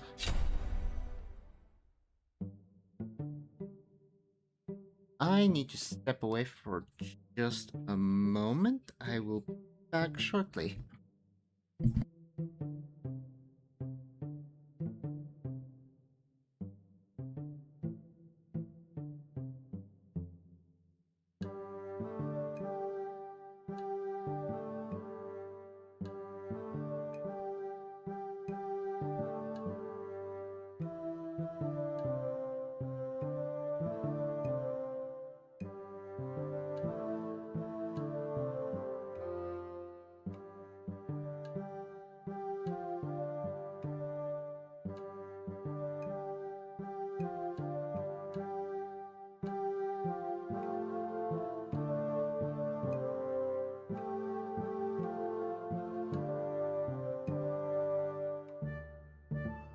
Alright, I've returned. Sorry about that. Must be something here that can give us clues to what happened.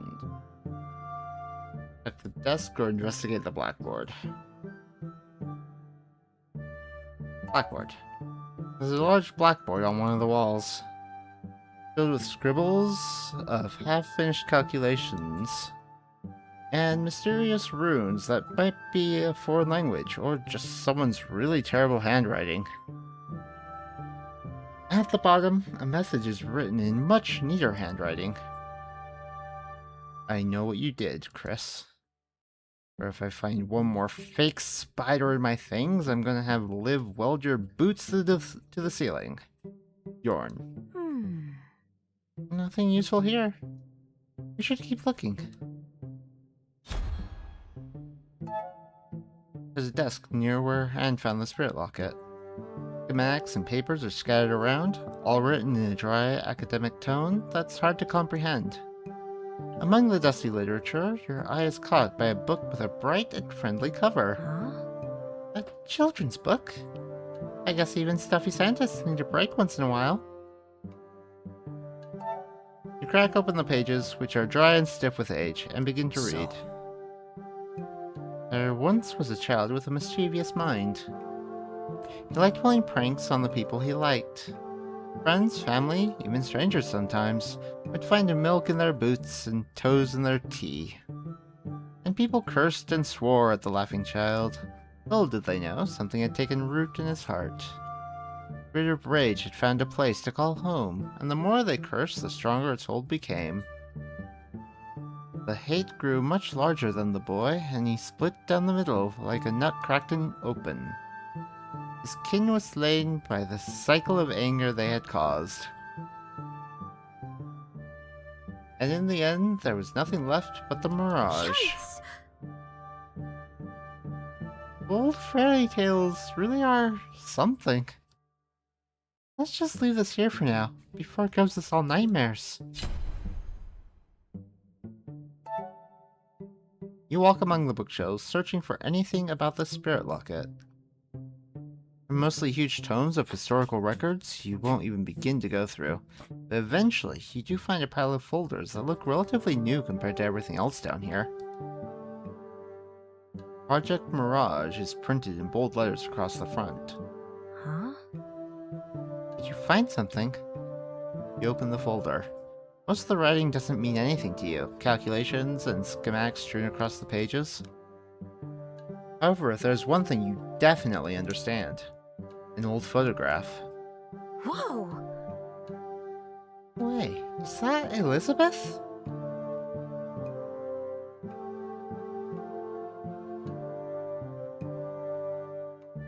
No way. Looks like it. What's this doing here?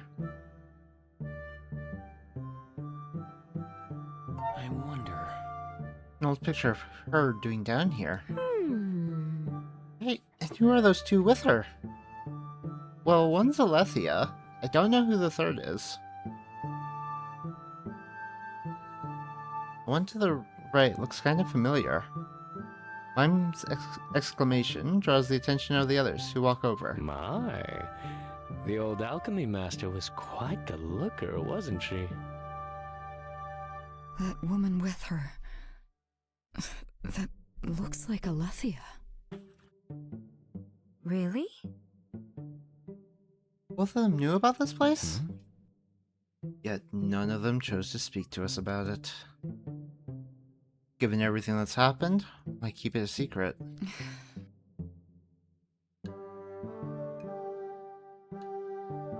Maybe she forgot. Let's find out. About that. I say we go ask her ourselves. Got it.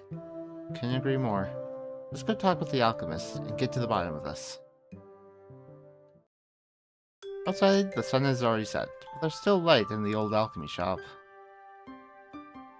There you are. How is the demon hunt coming along?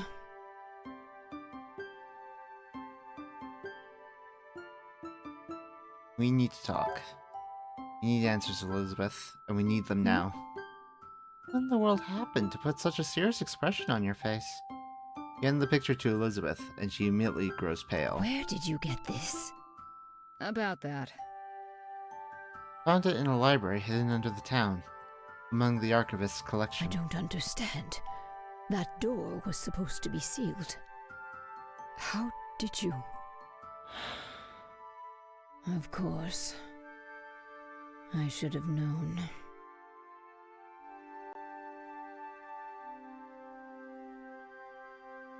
Please tell us what's going on. Well... Please, Elizabeth? You must understand that it's better we get the truth from you instead of finding it ourselves. Since when did you start sounding so wise? But you're right. You deserve to know. First thing first. The locket. Is it safe? If by safe you mean currently in the hands of the demon we have been hunting, then yes. Letherus mercy. So what kind of locket is it? And what's Project Mirage? It's not that simple. It's quite a long story. Then you better get started. Elizabeth takes a deep, shuddering breath. I see. I've already shared with you how I once worked as an alchemist for the Empire. The truth is, though, the locket in your hands. Many years ago, I helped build it. The Empire needed a weapon in their fight against the North.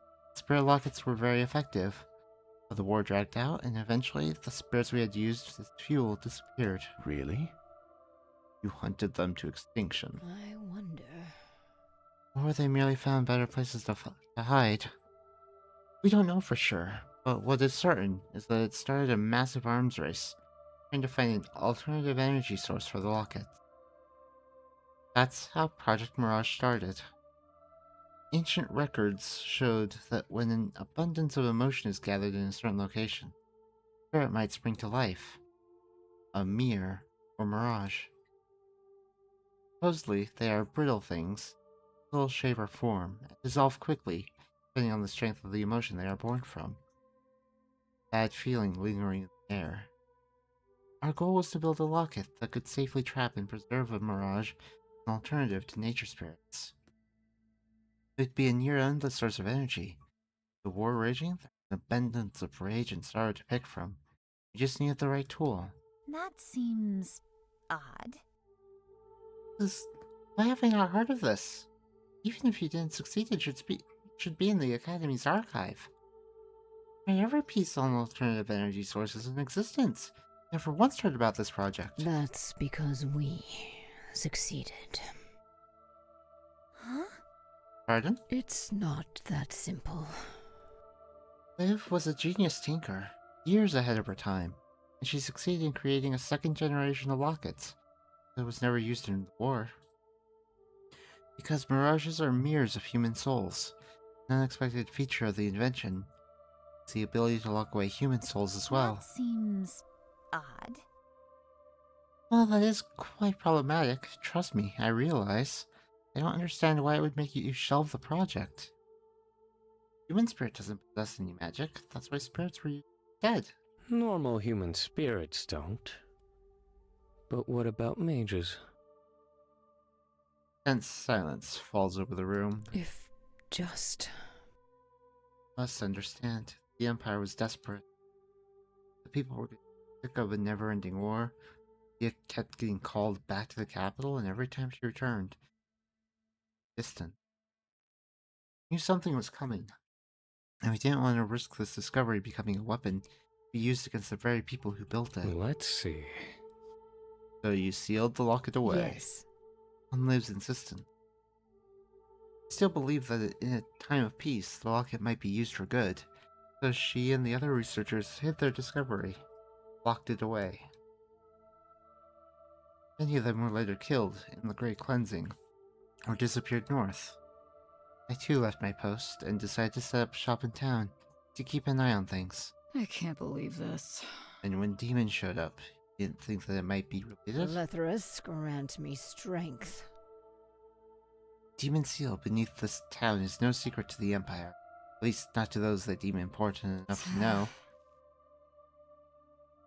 Location was chosen because of its unique situation. In order to build a spirit locker, after all, you need spirits to test it on. Oh. It sounds really horrible. Huh? How? Things were sealed away, right? Ugh. It's not easy. Definitely not cheap. It is possible with the right mages to open a seal like that and drag a single spirit through, do the experiments, and then return it to its prison. Huh. That certainly sounds ethical. Those poor spirits.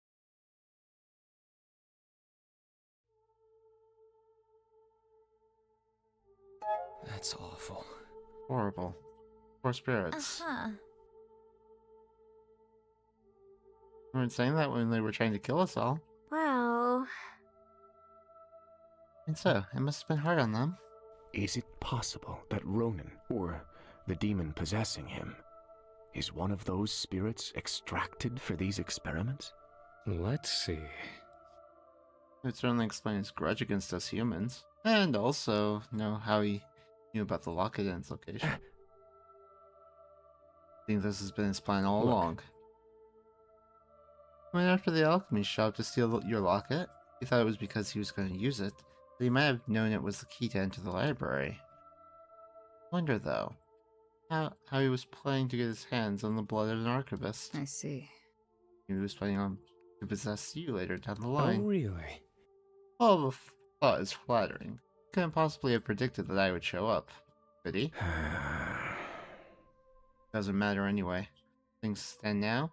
He already has the locket he was looking for. What would be his next step? He'd need to charge it. Find a mage he can seal away, so he can use the locket to break the seal. His minions have already failed in recruiting Anne and me for this. So who would be his next target? When?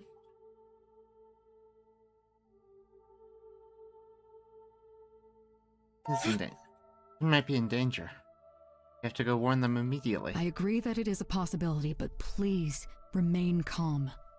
Now that we know his plans, we have the opportunity to lay a trap. Oh, really? I thought you'd be running straight back to the capital after this to get permission from your handler. Michael? Huh. What? I'm merely pointing out that if word gets back to Alethea that the locket is here, you can wave goodbye to any chance of us laying a trap to get it back. Victoria? I was tasked with putting a stop to this. We can't let Ronan succeed. We'll proceed on our own for now. Alethea did order that we take care of this any way possible without drawing attention to ourselves. This is the best way to do that. That's... okay then. Very well. I can't believe I'm saying this. But thank you, Victoria. Please don't. So what do we do now? We lay a trap for a demon. Yeah! Chapter 4. The Mage's Ward. Okay, so here's the plan. Since Ronan still believes we're clueless about his next target, we have an edge. We're going to prepare and be ready for when he strikes. Really? That seems like quite a lot. What do you intend to do? Stake out my shop? If necessary, that's what we'll do. Oh my. About that. I bet Tal can make...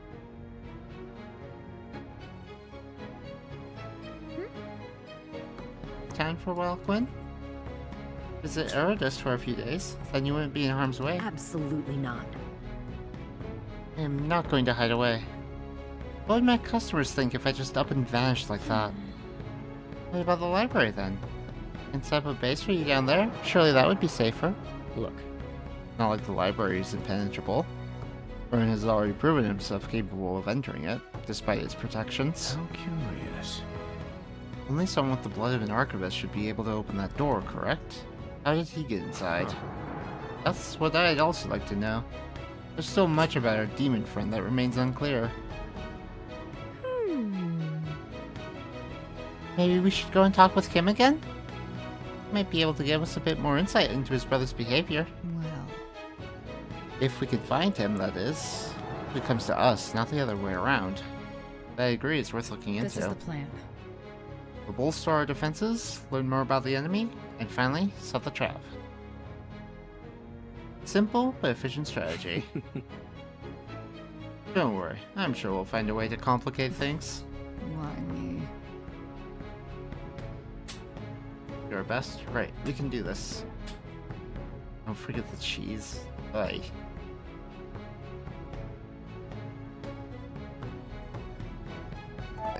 Right, we can do this. And bumps your shoulder and smiles up at you. Not alone. Is something wrong, Victoria? You look like you want to say something. Merely waiting for the gloating to start. Go ahead. Call me a hypocrite. You should know by now, I'm not really the type to revel in others' misfortunes. Which somehow just makes this even more frustrating. I criticized you for going against orders, and now I went and did the same. Just like that time. Victoria, out of all of us here, you have proved to be the one most capable of dealing with problems with a level head and a calm mind. What happened between you and the hunters, I can't say I understand. But I do know that no matter what we might be facing in the future, I trust you to steer us in a just direction. Anna's right. You really are soft as a jellyfish. You don't say. However, I think I needed to hear some soft wisdom for a change. Thank you, Caden. Anytime. Alright, so, on this note, we are going to save and call it here. A little shorter stream than normal, but I feel like this is a good stopping point. And next time, we will trap a demon. Well, next time we do this, I will be back tomorrow, where we will be continuing Ryza.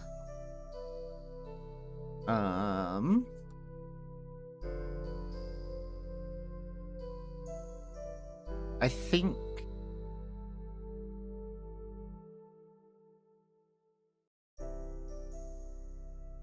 not sure if we do Ryza.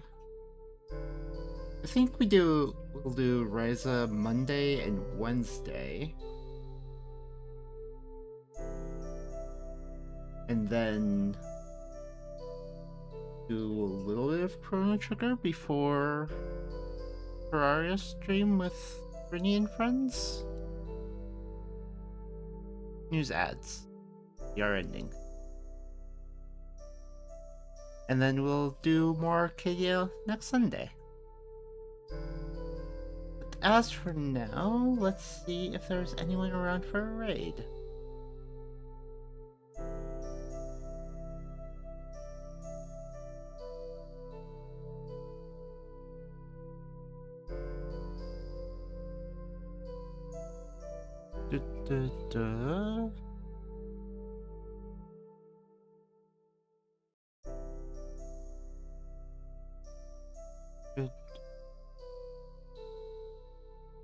Da, da, da, da.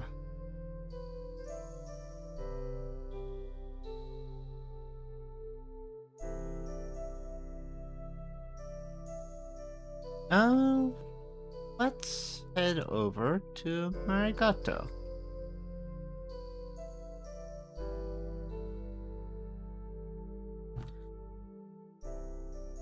Don't know what she is doing today.